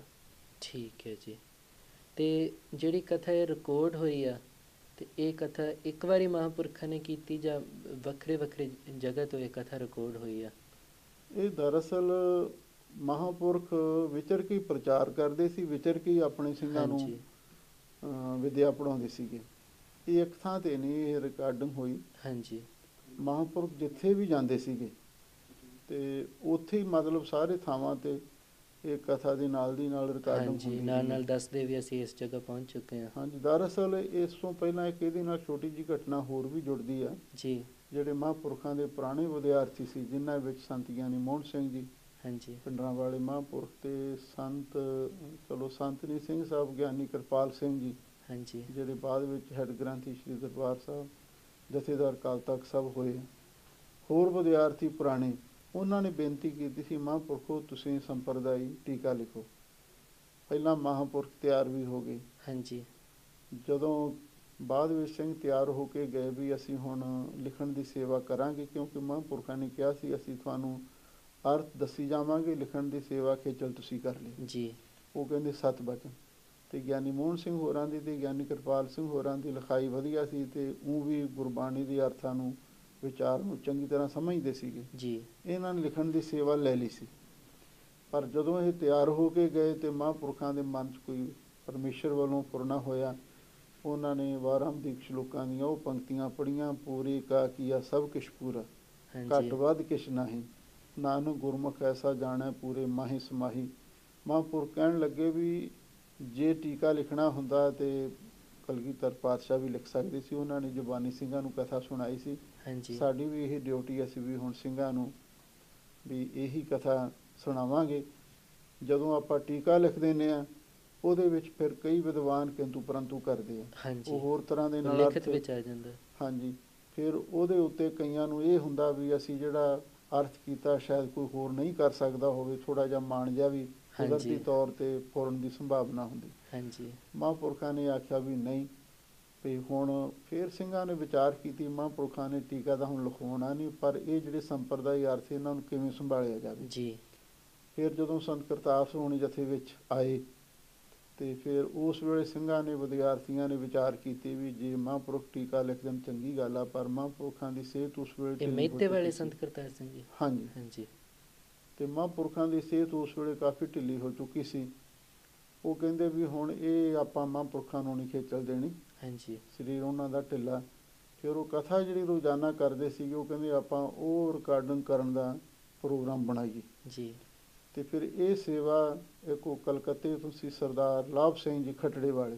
ਹਾਂਜੀ। ਉਹਨਾਂ ਨੇ ਫਿਰ ਉਹ ਜਿਹੜੀਆਂ ਉਹ ਰਿਕਾਰਡਿੰਗ ਵਾਲੀਆਂ ਮਸ਼ੀਨਾਂ, ਟਿਊਬ ਰਿਕਾਰਡਾਂ, ਉਹਨਾਂ ਨੇ ਸੇਵਾ ਕੀਤੀ। ਤੇ ਫਿਰ ਉਸ ਤੋਂ ਬਾਅਦ ਜਿਹੜੀ ਮਹਾਂਪੁਰਖ ਕਥਾ ਕਰਦੇ ਸੀਗੇ ਤੇ ਆਪਣੇ ਭਗਤ ਜੀ ਜਥੇ 'ਚ ਹੋਇਆ ਦੋਦਰ ਪਿੰਡ ਦੇ। ਹਾਂਜੀ। ਹੁਣ ਵੀ ਹੈਗੇ ਆ, ਕੈਨੇਡਾ ਉਹਨਾਂ ਦਾ ਜ਼ਿਆਦਾ ਨਿਵਾਸ। ਹਾਂਜੀ। ਹੁਣ ਉਹ ਉੱਥੇ ਵੀ ਸ਼ਾਇਦ ਆਪਣੇ ਇੰਡੀਆ 'ਚ ਵੀ ਲੱਗੇ ਆ ਹੁਣ ਡੇਰਾ ਬਣਾਉਣ। ਹਾਂਜੀ। ਤੇ ਉਹ ਭਗਤ ਜਸਵੰਤ ਸਿੰਘ ਉਹਨਾਂ ਦਾ ਨਾਮ ਸੀ, ਵੈਸੇ ਪਿੰਡ ਦਾ ਨਾਮ ਉਹਨਾਂ ਦਾ ਸ਼ਾਇਦ ਗੁਰਚਰਨ ਸਿੰਘ ਹਾਂਜੀ ਹੈਗਾ। ਤੇ ਉਹ ਭਗਤ ਜੀ ਨੇ ਸਾਰੀ ਰਿਕਾਰਡਿੰਗ ਦੀ ਸੇਵਾ ਉਹਨਾਂ ਨੇ ਕੀਤੀ ਜੀ। ਤੇ ਇਹ ਸ੍ਰੀ ਗੁਰੂ ਗ੍ਰੰਥ ਸਾਹਿਬ ਜੀ ਦੀ ਕਥਾ, ਇਸ ਤੋਂ ਇਲਾਵਾ ਫਿਰ ਸੂਰਜ ਪ੍ਰਕਾਸ਼ ਦੀ ਜਾਂ ਦਸਮ ਦੀ ਕਥਾ ਵੀ ਮਹਾਂਪੁਰਖਾਂ ਦੀ ਰਿਕਾਰਡ ਹੋਈ ਸੀ? ਥੋੜੀ ਹੋਈ ਆ। ਹਾਂਜੀ। ਪਰ ਜਿਹੜੀ ਲੜੀਵਾਰ ਸੰਪੂਰਨ ਕਥਾ ਉਹ ਗੁਰੂ ਗ੍ਰੰਥ ਸਾਹਿਬ ਜੀ ਮਹਾਰਾਜ ਜੀ ਦੀ ਆ। ਠੀਕ ਹੈ ਜੀ। ਤੇ ਉਸ ਵੇਲੇ ਜਿਵੇਂ ਆਪ ਜੀ ਨੇ ਬਾਬਾ ਲਾਹੌਰਾ ਸਿੰਘ ਜੀ ਦਾ ਨਾਮ ਲਿਆ, ਗਿਆਨੀ ਪ੍ਰੇਮ ਸਿੰਘ ਜੀ, ਗਿਆਨੀ ਕਰਤਾਰ ਸਿੰਘ ਜੀ ਪ੍ਰੇਮੀ ਸੰਥਿਆ ਕਰਾਉਂਦੇ ਸੀ, ਤੇ ਹੋਰ ਵੀ ਉਸ ਵੇਲੇ ਪ੍ਰਮੁੱਖ ਸਿੰਘ ਕਈ ਹੋਣਗੇ। ਸੰਤ ਨਿਰੰਜਨ ਸਿੰਘ ਜੀ ਦਾ ਆਪ ਜੀ ਨੇ ਨਾਮ ਲਿਆ। ਉਹ ਸਮੇਂ ਸਿੰਘ ਨਿਤਨੇਮ ਤੇ ਅਭਿਆਸ ਉਹਨਾਂ ਦਾ ਕਿਹੋ ਜਿਹਾ ਸੀ? ਉਹਦੇ ਲਈ ਦਰਅਸਲ ਮਹਾਂਪੁਰਖਾਂ ਨੇ ਇੱਕ ਵਾਰੀ ਬਚਨ ਕੀਤਾ ਸੀ। ਵੱਡੇ ਮਹਾਂਪੁਰਖ ਸੰਤ ਬਾਬਾ ਸੁੰਦਰ ਸਿੰਘ ਜੀ ਭਿੰਡਰਾਂ ਵਾਲੇ। ਹਾਂਜੀ। ਉਹਨਾਂ ਦਾ ਤਾਂ ਮਰਜ਼ਾਦਾ, ਅਸੂਲ, ਨਿਤਨੇਮ, ਅੰਮ੍ਰਿਤ ਵੇਲਾ ਵਿਦਿਆਰਥੀਆਂ ਲਈ ਉਹ ਕਾਫੀ ਉਹਨਾਂ ਨੇ ਕਠਿਨ ਜਿਹੇ ਅਸੂਲ ਬਣਾਏ ਸੀ ਜੀ। ਹਰ ਵਿਦਿਆਰਥੀ ਨੂੰ ਮਤਲਬ 2 ਸਵਾ 2 ਵਜੇ ਉੱਠਣਾ ਪੈਂਦਾ ਸੀ ਹਾਂਜੀ। ਅਤੇ ਫਿਰ ਉਹਦੇ ਵਿੱਚ ਮੂਲ ਮੰਤਰ ਦਾ ਸਿਮਰਨ, ਵਾਹਿਗੁਰੂ ਮੰਤਰ ਦਾ ਅਭਿਆਸ ਅਤੇ ਨਿਤਨੇਮ, 5 ਬਾਣੀਆਂ ਦਾ, 5 ਗ੍ਰੰਥੀ ਦਾ ਪਾਠ ਉਹ ਸਾਰਿਆਂ ਤੋਂ ਕਰਵਾਉਂਦੇ ਸੀਗੇ। ਹਾਂਜੀ। ਪਰ ਮਹਾਂਪੁਰਖਾਂ ਦੇ ਜਥੇ ਵਿੱਚ, ਵੱਡੇ ਮਹਾਂਪੁਰਖਾਂ ਦੇ ਜਥੇ ਵਿੱਚ ਸਿੰਘ ਹੁੰਦੇ ਸੀ ਥੋੜ੍ਹੇ, 15-16 ਦੇ ਕਰੀਬ ਵਿਦਿਆਰਥੀ ਹੁੰਦੇ ਸੀਗੇ ਅਤੇ ਚਲੋ ਜਿਵੇਂ ਮਹਾਂਪੁਰਖ ਕਹਿੰਦੇ ਸੀ ਉਹ ਸਾਰੇ ਉਸ ਤਰ੍ਹਾਂ ਬਚਨ ਮੰਨਦੇ ਵੀ ਰਹੇ ਜੀ। ਫਿਰ ਸਮਾਂ ਹੌਲੀ ਹੌਲੀ ਬਦਲਦਾ ਗਿਆ। ਫਿਰ ਜਦੋਂ ਆਪਣੇ ਮਹਾਂਪੁਰਖਾਂ ਦੀ ਬਖਸ਼ਿਸ਼ ਹੋਈ ਸੰਤ ਗਿਆਨੀ ਗੁਰਬਚਨ ਸਿੰਘ ਜੀ, ਅਤੇ ਇਹਨਾਂ ਮਹਾਂਪੁਰਖਾਂ ਨੇ ਵੱਡੇ ਮਹਾਂਪੁਰਖਾਂ ਨੂੰ ਪੁੱਛਿਆ ਸੀ ਹਾਂਜੀ। ਵੀ ਮਹਾਰਾਜ ਹੁਣ ਸਮਾਂ ਬੜਾ ਵੀ ਬਦਲ ਚੁੱਕਿਆ, ਹਾਂਜੀ। ਹੁਣ ਆਪ ਜੀ ਨੇ ਦਾਸ ਦੀ ਡਿਊਟੀ ਲਾਈ ਆ ਵੀ ਜਿਹੜੇ ਵਿਦਿਆਰਥੀ ਪੜ੍ਹਨ ਵਾਸਤੇ ਆਉਣ ਅਤੇ ਉਹਨਾਂ ਨੂੰ ਮਤਲਬ ਇੰਨੀ ਉਹ ਤਪੱਸਿਆ ਜਾਂ ਨਿਤਨੇਮ ਜਾਂ ਸਿਮਰਨ ਅਭਿਆਸ ਨਹੀਂ ਕਰ ਸਕਦੇ ਜੀ। ਅਤੇ ਆਪ ਜੀ ਦੱਸੋ ਕਿੰਨਾ ਕੁ ਉਹਨਾਂ ਵਾਸਤੇ ਵੀ ਆਪਾਂ ਨਿਯਮ ਰੱਖੀਏ। ਜੀ।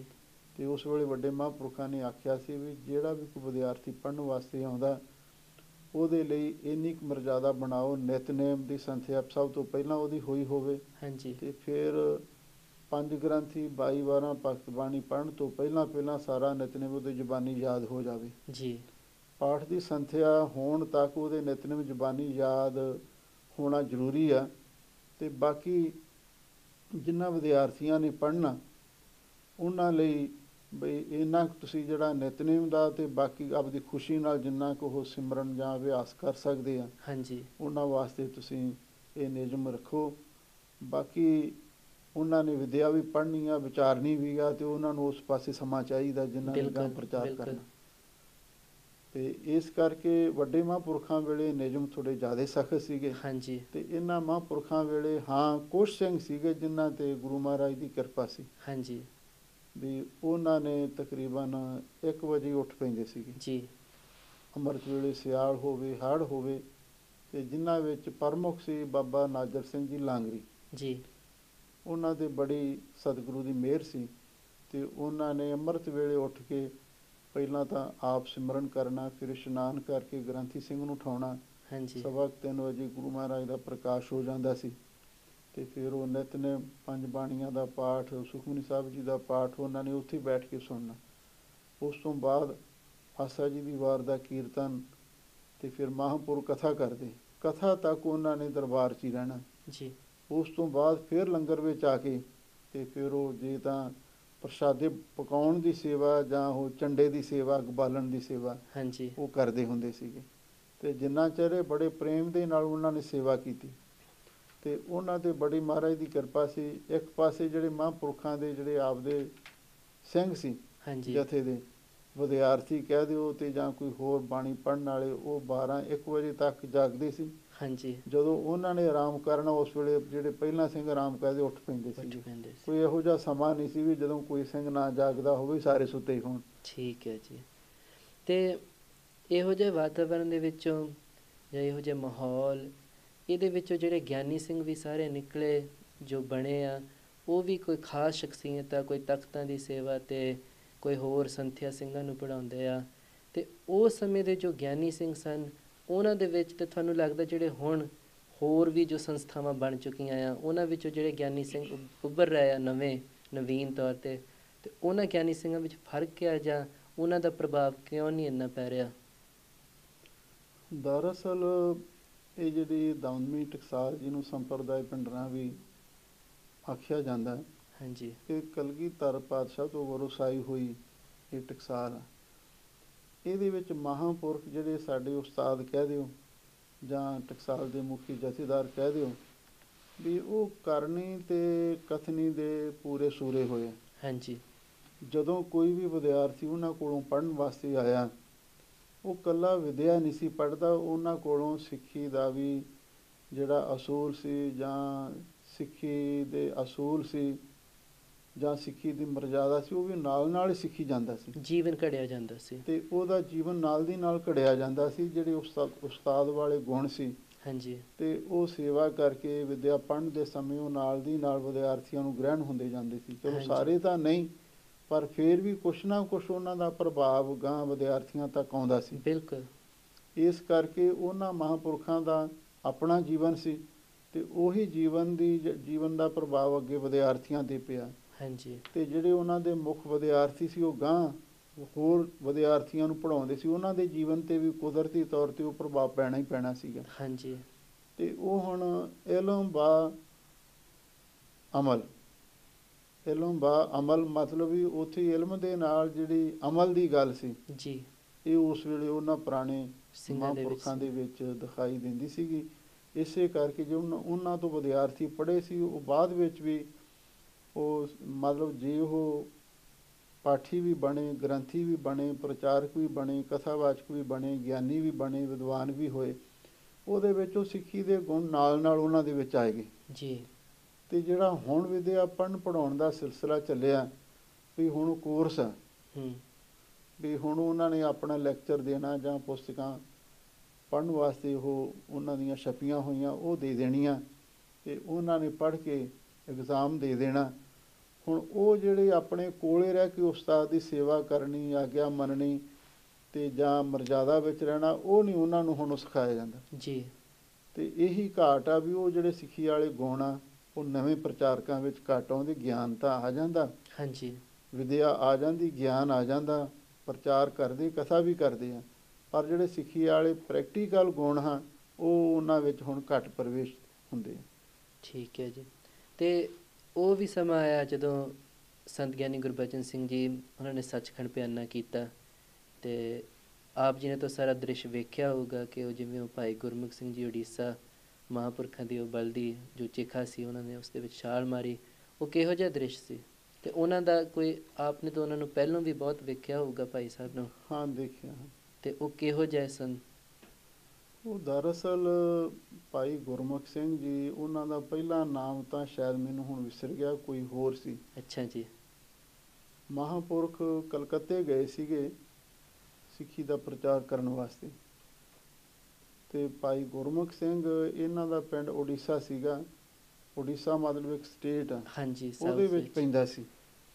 ਅਤੇ ਜਦੋਂ ਉਹ ਮਹਾਂਪੁਰਖਾਂ ਦੇ ਜਥੇ ਵਿੱਚ ਉਹ ਸ਼ਾਮਲ ਹੁੰਦੇ, ਮਹਾਂਪੁਰਖ ਕਲਕੱਤੇ ਗਏ ਸੀਗੇ, ਇਹਨਾਂ ਨੂੰ ਅੰਦਰੋਂ ਹੀ ਸੇਵਾ ਦੀ ਭਾਵਨਾ ਸੀ ਜੀ। ਉਦੋਂ ਇਹਨਾਂ ਦੇ ਕੇਸ ਨਹੀਂ ਸੀ ਰੱਖੇ ਹੋਏ ਜਿਵੇਂ ਉੱਧਰਲੇ ਬੰਗਾਲੀ ਜਾਂ ਭਈਏ ਬਿਹਾਰੀਏ ਹੁੰਦੇ ਆ, ਉਸੇ ਰੂਪ ਦੇ ਵਿੱਚ ਹੀ ਉੱਥੇ ਕੰਮ ਕਾਰ ਦੀ ਭਾਲ ਵਿੱਚ ਗਏ ਸੀਗੇ। ਪਰ ਹੁਣ ਉੱਥੇ ਕੋਈ ਰਹਿਣ ਵਾਸਤੇ ਕੋਈ ਜਗ੍ਹਾ ਨਹੀਂ ਸੀ ਮਿਲਦੀ ਨਵੇਂ ਬੰਦਿਆਂ ਨੂੰ। ਇਹ ਫਿਰ ਰਾਤ ਨੂੰ ਗੁਰਦੁਆਰੇ ਸਾਹਿਬ ਆ ਜਾਂਦੇ ਸੀ ਅਤੇ ਜਦੋਂ ਮਹਾਂਪੁਰਖਾਂ ਦਾ ਜਥਾ ਚਲਿਆ ਗਿਆ, ਮਹਾਂਪੁਰਖਾਂ ਨੇ 2 ਟਾਈਮ ਕਥਾ ਕਰਨੀ, ਸੰਗਤ ਨੇ ਆਉਣਾ, ਲੰਗਰ ਤਿਆਰ ਹੋਣਾ, ਫਿਰ ਇਹ ਕੰਮ ਛੱਡ ਕੇ ਸੇਵਾ 'ਚ ਲੱਗ ਗਏ ਜੀ। ਹੁਣ ਸੀਗੇ ਉਸ ਵੇਲੇ ਇਹ ਕਲੀਨ ਸ਼ੇਵਡ। ਹਾਂਜੀ। ਜਦੋਂ ਸੇਵਾ ਕਰਦੇ ਸੀ ਇਹ ਸਿੰਘ ਪਹਿਲਾਂ ਤਾਂ ਕਹਿੰਦੇ ਨਹੀਂ ਪਤਾ ਨਹੀਂ ਤੰਬਾਕੂ ਵਰਤਦਾ ਹੋਣਾ, ਕਿਵੇਂ ਉਹਨੂੰ ਲੱਗਣ ਨਾ ਦੇਣ। ਹਾਂਜੀ। ਅਤੇ ਉਹ ਕਹਿੰਦਾ ਵੀ ਮੈਂ ਨਹੀਂ ਵਰਤਦਾ, ਬਈ ਮੈਂ ਜਦੋਂ ਦਾ ਗੁਰਦੁਆਰੇ ਮੈਂ ਸਭ ਕੁਛ ਖਾਣਾ ਪੀਣਾ ਛੱਡ ਦਿੱਤਾ।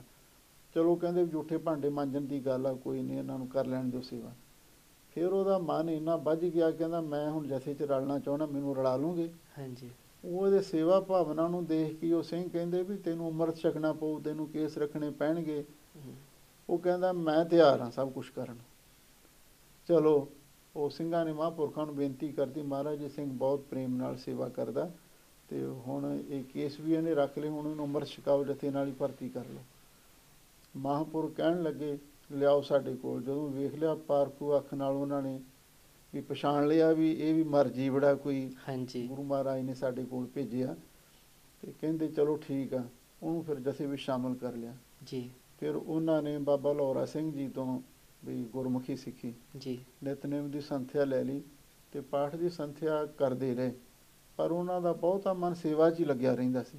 ਹਾਂਜੀ। ਹੁਣ ਅਸੀਂ ਤਾਂ ਬਚਪਨ ਵਿੱਚ ਉਸ ਵੇਲੇ ਦੇਖਿਆ ਵੀ ਉਹਨਾਂ ਨੇ ਵੀ ਸਾਰੇ ਸਿੰਘਾਂ ਨੂੰ ਲੰਗਰ ਵਰਤਾਉਣਾ, ਲੰਗਰ ਛਕਾਉਣਾ, ਸਭ ਤੋਂ ਪਿੱਛੋਂ 3-4 ਭਾਵੇਂ ਪੰਗਤਾਂ ਲੱਗਦੀਆਂ ਸੀ, ਉਹਨਾਂ ਨੇ ਸਭ ਤੋਂ ਪਿੱਛੋਂ ਬਚਿਆ ਹੋਇਆ ਲੰਗਰ ਛਕਣਾ। ਫਿਰ ਜਿਹੜਾ ਕੋਈ ਲੰਗਰ ਬਚਿਆ ਹੁੰਦਾ ਸੀ ਪ੍ਰਸ਼ਾਦੇ ਸੰਭਾਲ ਕੇ, ਦੇਗੇ ਸਾਫ਼ ਕਰਕੇ, ਬਾਲਟੀਆਂ 'ਚ ਦਾਲਾਂ ਸਬਜ਼ੀਆਂ ਪਾ ਕੇ ਜਾਲੀ 'ਚ ਢੱਕ ਕੇ ਰੱਖਣੇ। ਜੇ ਕੋਈ ਹੋਰ ਸੰਗਤ ਆਵੇ ਫਿਰ ਉਹਨਾਂ ਨੂੰ ਗਰਮ ਕਰਕੇ ਛਕਾਉਣਾ, ਅਤੇ ਇਹ ਉਹਨਾਂ ਦੇ ਅੰਦਰੋਂ ਕੁਦਰਤੀ ਤੌਰ 'ਤੇ ਸੇਵਾ ਦਾ ਚਾਅ ਅਤੇ ਉਮਾਹ ਹੁੰਦਾ ਸੀ। ਫਿਰ ਦੁਪਹਿਰ ਦੇ ਸਮੇਂ ਮਹਾਂਪੁਰਖ ਜਿੱਥੇ ਆਰਾਮ ਕਰਦੇ ਸੀ ਉੱਥੇ ਸੇਵਾ ਕਰਨ ਵਾਸਤੇ ਚਲੇ ਜਾਂਦੇ ਸੀ। ਤੇ ਉਹ ਜਦੋਂ ਕੋਈ ਨਹੀਂ ਸੀ ਹੁੰਦਾ ਉਦੋਂ ਤਾਂ ਮਹਾਂਪੁਰਖ ਉਹਨਾਂ ਨੂੰ ਕੋਲੇ ਰੱਖ ਲੈਂਦੇ ਸੀ, ਜਦੋਂ ਕੋਈ ਆ ਜਾਂਦਾ ਸੀ ਫਿਰ ਕਹਿੰਦੇ ਤੂੰ ਹੁਣ ਚਲੇ ਜਾ। ਹਾਂਜੀ। ਉਹ ਕਈ ਵਾਰੀ ਹੁਣ ਇਹ ਸੰਤ ਕਰਤਾਰ ਸੋਹਣੀ ਗੜਵਈ ਸੀਗੇ ਜਾਂ ਬਾਬਾ ਠਾਕਰ ਸਿੰਘ ਜੀ ਦਾ ਨਹੀਂ ਸੀ ਕੁਛ ਕਹਿੰਦੇ, ਉਹਨਾਂ ਨੇ ਇੱਕ ਵਾਰੀ ਦੇਖ ਲਿਆ, ਉਹ ਕਹਿਣ ਲੱਗ ਪਏ ਤੂੰ ਮਹਾਂਪੁਰਖਾਂ ਨੂੰ ਆਰਾਮ ਨਹੀਂ ਕਰਨ ਦਿੰਦਾ, ਇਹਨਾਂ ਨੇ ਕਥਾ ਕਰਨੀ ਆ, ਤੂੰ ਤਾਂ ਵਿਹਲਾ। ਤੇ ਮਹਾਂਪੁਰਖਾਂ ਨੇ ਵੀ ਕਹਿਣਾ ਸਾਨੂੰ ਇਹ ਆਰਾਮ ਨਹੀਂ ਕਰਨ ਦਿੰਦਾ, ਉਦੋਂ ਉਹਨੂੰ ਕਹਿ ਦੇਣਾ ਚਲਿਆ ਜਾ ਇੱਥੋਂ। ਹਾਂਜੀ। ਪਰ ਅੰਦਰੋਂ ਪਿਆਰ ਕਰਦੇ ਸੀ, ਫਿਰ ਉਹਨੂੰ ਸੁਨੇਹਾ ਭੇਜ ਦੇਣਾ ਜਦੋਂ ਨਾ ਹੁਣ ਤੂੰ ਆ ਜਾਇਆ ਕਰ। ਹਾਂਜੀ। ਉਹਨੇ ਫਿਰ ਆ ਜਾਣਾ। ਹਾਂਜੀ। ਤੇ ਫਿਰ ਉਹ ਇੰਨੇ ਪ੍ਰੇਮ ਦੇ ਨਾਲ ਉਹਨੇ ਸੇਵਾ ਕੀਤੀ। ਤੇ ਫਿਰ ਉਹ ਇੱਕ ਦਿਨ ਉਹ ਦੱਸਦੇ ਸੀ ਵੀ ਉਹ ਜੋ ਵੀ ਕੁਛ ਉਹਦੇ ਕੋਲੇ ਸੀ ਉਹ ਇੱਕ ਦਿਨ ਮਹਾਂਪੁਰਖਾਂ ਦੇ ਕੋਲ ਲੈ ਕੇ ਹਾਜ਼ਰ ਹੋ ਗਿਆ। ਕੱਪੜੇ ਸੀਗੇ ਥੋੜ੍ਹੇ ਜਿਹੇ ਪੋਟਲੀ ਜੀ ਵਿੱਚ ਝੋਲੇ 'ਚ। ਹਾਂਜੀ। ਤੇ 20 ਰੁਪਏ ਮਾਇਆ ਸੀਗੀ। ਉਹ ਕਹਿੰਦਾ ਮਹਾਰਾਜ ਵੀ ਆ ਮੈਂ ਆਪ ਜੀ ਨੂੰ ਸਰਬੰਸ ਭੇਟਾ ਕਰਨ ਵਾਸਤੇ ਆਇਆ। ਮਹਾਂਪੁਰਖ ਉਹਨੂੰ ਵੇਖ ਕੇ ਹੱਸ ਪਏ, ਕਹਿੰਦੇ ਅੱਛਾ ਕੀ ਆ ਇਹ? ਕਹਿੰਦਾ ਜੀ ਆ ਬਸਤਰਾ ਮੇਰੇ ਕੋਲ ਹੈ, ਵੀ ਉਹਨੇ ਕੀ ਸੀ ਸਾਰੇ ਉਹਦੇ ਕੋਲੇ। ਹਾਂਜੀ। ਤੇ 20 ਰੁਪਏ ਮਾਇਆ ਸੀ ਸ਼ਾਇਦ ਸਿੰਘ ਦੱਸਦੇ। ਉਹ ਮਹਾਂਪੁਰਖਾਂ ਨੂੰ ਫਿਰ ਉਹਨੇ ਭੇਟ ਕੀਤੀ। ਮਹਾਂਪੁਰਖ ਕਹਿਣ ਲੱਗੇ ਬਈ ਕਹਿੰਦੇ ਵੀ ਜਿਹੜਾ ਸਰਬੰਸ ਦਾਨ ਤਾਂ ਗੁਰੂ ਨੂੰ ਕਰੀਦਾ ਹੁੰਦਾ, ਇਹ ਹੈ ਸਾਰਾ ਗੁਰੂ ਦਾ, ਸਮਝ ਲਾ ਜੋ ਕੁਛ ਤੇਰੇ ਕੋਲ ਉਹਨੂੰ ਆਪਦਾ ਨਾ ਸਮਝ। ਹਾਂਜੀ। ਉਹ ਗੁਰੂ ਮਹਾਰਾਜ ਦੀ ਬਾਣੀ ਦੀ ਪੰਕਤੀ ਪੜ੍ਹੀ, ਮੇਰਾ ਮੁਝ ਮੈਂ ਕਿਛ ਨਹੀਂ ਜੋ ਕੁਛ ਹੈ ਸੋ ਤੇਰਾ, ਇਹ ਸਮਝ ਲੈਣਾ, ਇਹੀ ਕਹਿੰਦੇ ਗੁਰੂ ਨੂੰ ਭੇਟ ਕਰੀਦਾ। ਤਨ ਮਨ ਧਨ ਸਭ ਸੌਂਪ ਗੁਰ ਕੋ ਹੁਕਮ ਮੰਨੇ ਪਾਈਐ। ਤੇ ਚਲੋ ਫਿਰ ਉਹ ਜ਼ਿਆਦਾ ਉਹਨਾਂ ਨੇ ਮਾਇਆ ਦਾ, ਵਸਤਰਾਂ ਦਾ, ਜਿਵੇਂ ਆਮ ਸਿੰਘਾਂ ਨੂੰ ਆਪਾਂ ਨੂੰ ਵੀ ਸ਼ੌਕ ਆ ਵੀ ਵਧੀਆ ਕੱਪੜੇ ਪਾਈਏ, ਪਰ ਉਹਨਾਂ ਨੂੰ ਇਹੋ ਜਿਹਾ ਹੈ ਨਹੀਂ ਸੀ। ਉਹ ਸਾਦਗੀ ਵਿੱਚ ਰਹਿਣਾ ਅਤੇ ਸੇਵਾ ਕਰਨੀ, ਇਹ ਉਹਨਾਂ ਦਾ ਸ਼ੌਕ ਸੀਗਾ। ਤੇ ਫਿਰ ਇੱਕ ਵਾਰ ਮਹਾਂਪੁਰਖਾਂ ਨੇ ਫਿਰ ਉਹ ਬਚਨ ਕੀਤਾ ਵੀ ਦੱਸੋ ਤੁਸੀਂ ਬੜੇ ਪ੍ਰੇਮ ਨਾਲ ਸੇਵਾ ਕਰਦੇ ਆ, ਦੱਸੋ ਤੁਹਾਡੀ ਇੱਛਾ ਕੀ ਹੈ? ਭਾਈ ਗੁਰਮੁਖ ਸਿੰਘ ਕਹਿਣ ਲੱਗੇ ਮਹਾਰਾਜ ਬਸ ਆਹੀ ਬੇਨਤੀ ਆ ਵੀ ਤੁਹਾਡੇ ਨਾਲ ਨਿਭ ਜਾਵੇ। ਹਾਂਜੀ। ਤੇ ਮਹਾਂਪੁਰਖ ਕਹਿਣ ਲੱਗੇ ਚਲੋ ਸਤਿਗੁਰੂ ਕਿਰਪਾ ਕਰਨਗੇ। ਇੰਨੇ ਬਚਨ ਕਹੇ ਤੇ ਫਿਰ ਉਹ ਜਦੋਂ ਮਹਾਂਪੁਰਖਾਂ ਨੇ ਮੈਂ ਤੇ ਗੁਰਦੁਆਰਾ ਸਾਹਿਬ ਦਾ ਬਾਅਦ 'ਚ ਹੀ ਬਣਿਆ। ਹਾਂਜੀ। ਉਦੋਂ ਕਿਸੇ ਸਿੰਘ ਦਾ ਘਰ ਸੀ ਜਿੱਥੇ ਮਹਾਂਪੁਰਖਾਂ ਦਾ ਆਸਣ ਸੀ। ਚਲੋ ਪਰਮੇਸ਼ਰ ਦਾ ਹੁਕਮ, ਕੱਲੇ ਆਵੇ ਨਾਨਕਾ ਸੱਦੇ ਉੱਠੀ ਜਾਏ, ਮਹਾਂਪੁਰਖ ਸੱਚਖੰਡ ਚਲੇ ਗਏ। ਤੇ ਭਾਈ ਗੁਰਮੁਖ ਸਿੰਘ ਤੇ ਬਾਬਾ ਨਾਜਰ ਸਿੰਘ ਜੀ ਲਾਂਗਰੀਏ ਬਾਹਰ ਉੱਥੇ ਮੋਟਰ ਤੇ ਆਸਣ ਸੀ ਇਹਨਾਂ ਦਾ, ਬੰਬੀ ਕਹਿ ਦਿੰਦੇ ਉੱਥੇ ਪੰਜਾਬ 'ਚ ਵੀ, ਬੰਬੀ ਤੇ ਆਸਣ ਸੀਗਾ। ਤੇ ਇਹ ਜਦੋਂ ਮਹਾਂਪੁਰਖ ਉੱਧਰ ਚੜ੍ਹਾਈ ਕਰਦੇ ਆ ਤੇ ਗੁਰਮੁਖ ਸਿੰਘ ਇੱਕਦਮ ਉੱਠ ਕੇ ਬੈਠ ਜਾਂਦਾ। ਉਹ ਨਾਲ ਦੇ ਸਿੰਘਾਂ ਨੂੰ ਕਹਿੰਦਾ ਮਹਾਂਪੁਰਖ ਆ ਗਏ, ਮਹਾਂਪੁਰਖ ਆ ਗਏ। ਉਹ ਕਹਿਣ ਵੀ ਮਹਾਂਪੁਰਖ ਤਾਂ ਹਾਲੇ ਬਰਾਜੇ ਹੋਣਗੇ, 1:15 ਦਾ ਸਮਾਂ, ਵੀ ਤੁਸੀਂ ਹੁਣੇ ਵੀ ਇਹ ਉੱਠ ਕੇ ਰੌਲਾ ਪਾਉਣ ਲੱਗ ਪਏ ਆ। ਉਹ ਕਹਿੰਦਾ ਨਹੀਂ, ਮੈਨੂੰ ਮਹਾਂਪੁਰਖਾਂ ਨੇ ਆਵਾਜ਼ ਮਾਰੀ ਹੈ, ਚੱਲ ਵੀ ਗੁਰਮੁਖ ਸਿੰਘ ਤੈਨੂੰ ਨਾਲ ਲੈ ਚਲੀਏ। ਉਹ ਕਹਿੰਦੇ ਤੈਨੂੰ ਭੁਲੇਖਾ ਪਿਆ, ਤੈਨੂੰ ਸੁਪਨਾ ਆਇਆ ਹੋਣਾ, ਪਰ ਥੋੜ੍ਹੇ ਚਿਰ ਬਾਅਦ ਇਹ ਖਬਰ ਆ ਗਈ ਵੀ ਮਹਾਂਪੁਰਖ ਸੱਚਮੁੱਚ ਹੀ ਸੱਚਖੰਡ ਚਲੇ ਗਏ। ਉਹ ਜਿਹੜੀ ਆਵਾਜ਼ ਸੀ ਜਾਂਦਿਆਂ ਜਾਂਦਿਆਂ ਮਹਾਂਪੁਰਖਾਂ ਨੇ ਉਹਨਾਂ ਨੂੰ ਮਾਰੀ, ਫਿਰ ਉਸੇ ਆਵਾਜ਼ ਨੇ ਉਹਨਾਂ ਨੂੰ ਨਾਲ ਜਾਣ ਵਾਸਤੇ ਹਾਂਜੀ ਪ੍ਰੇਰਨਾ ਕੀਤੀ।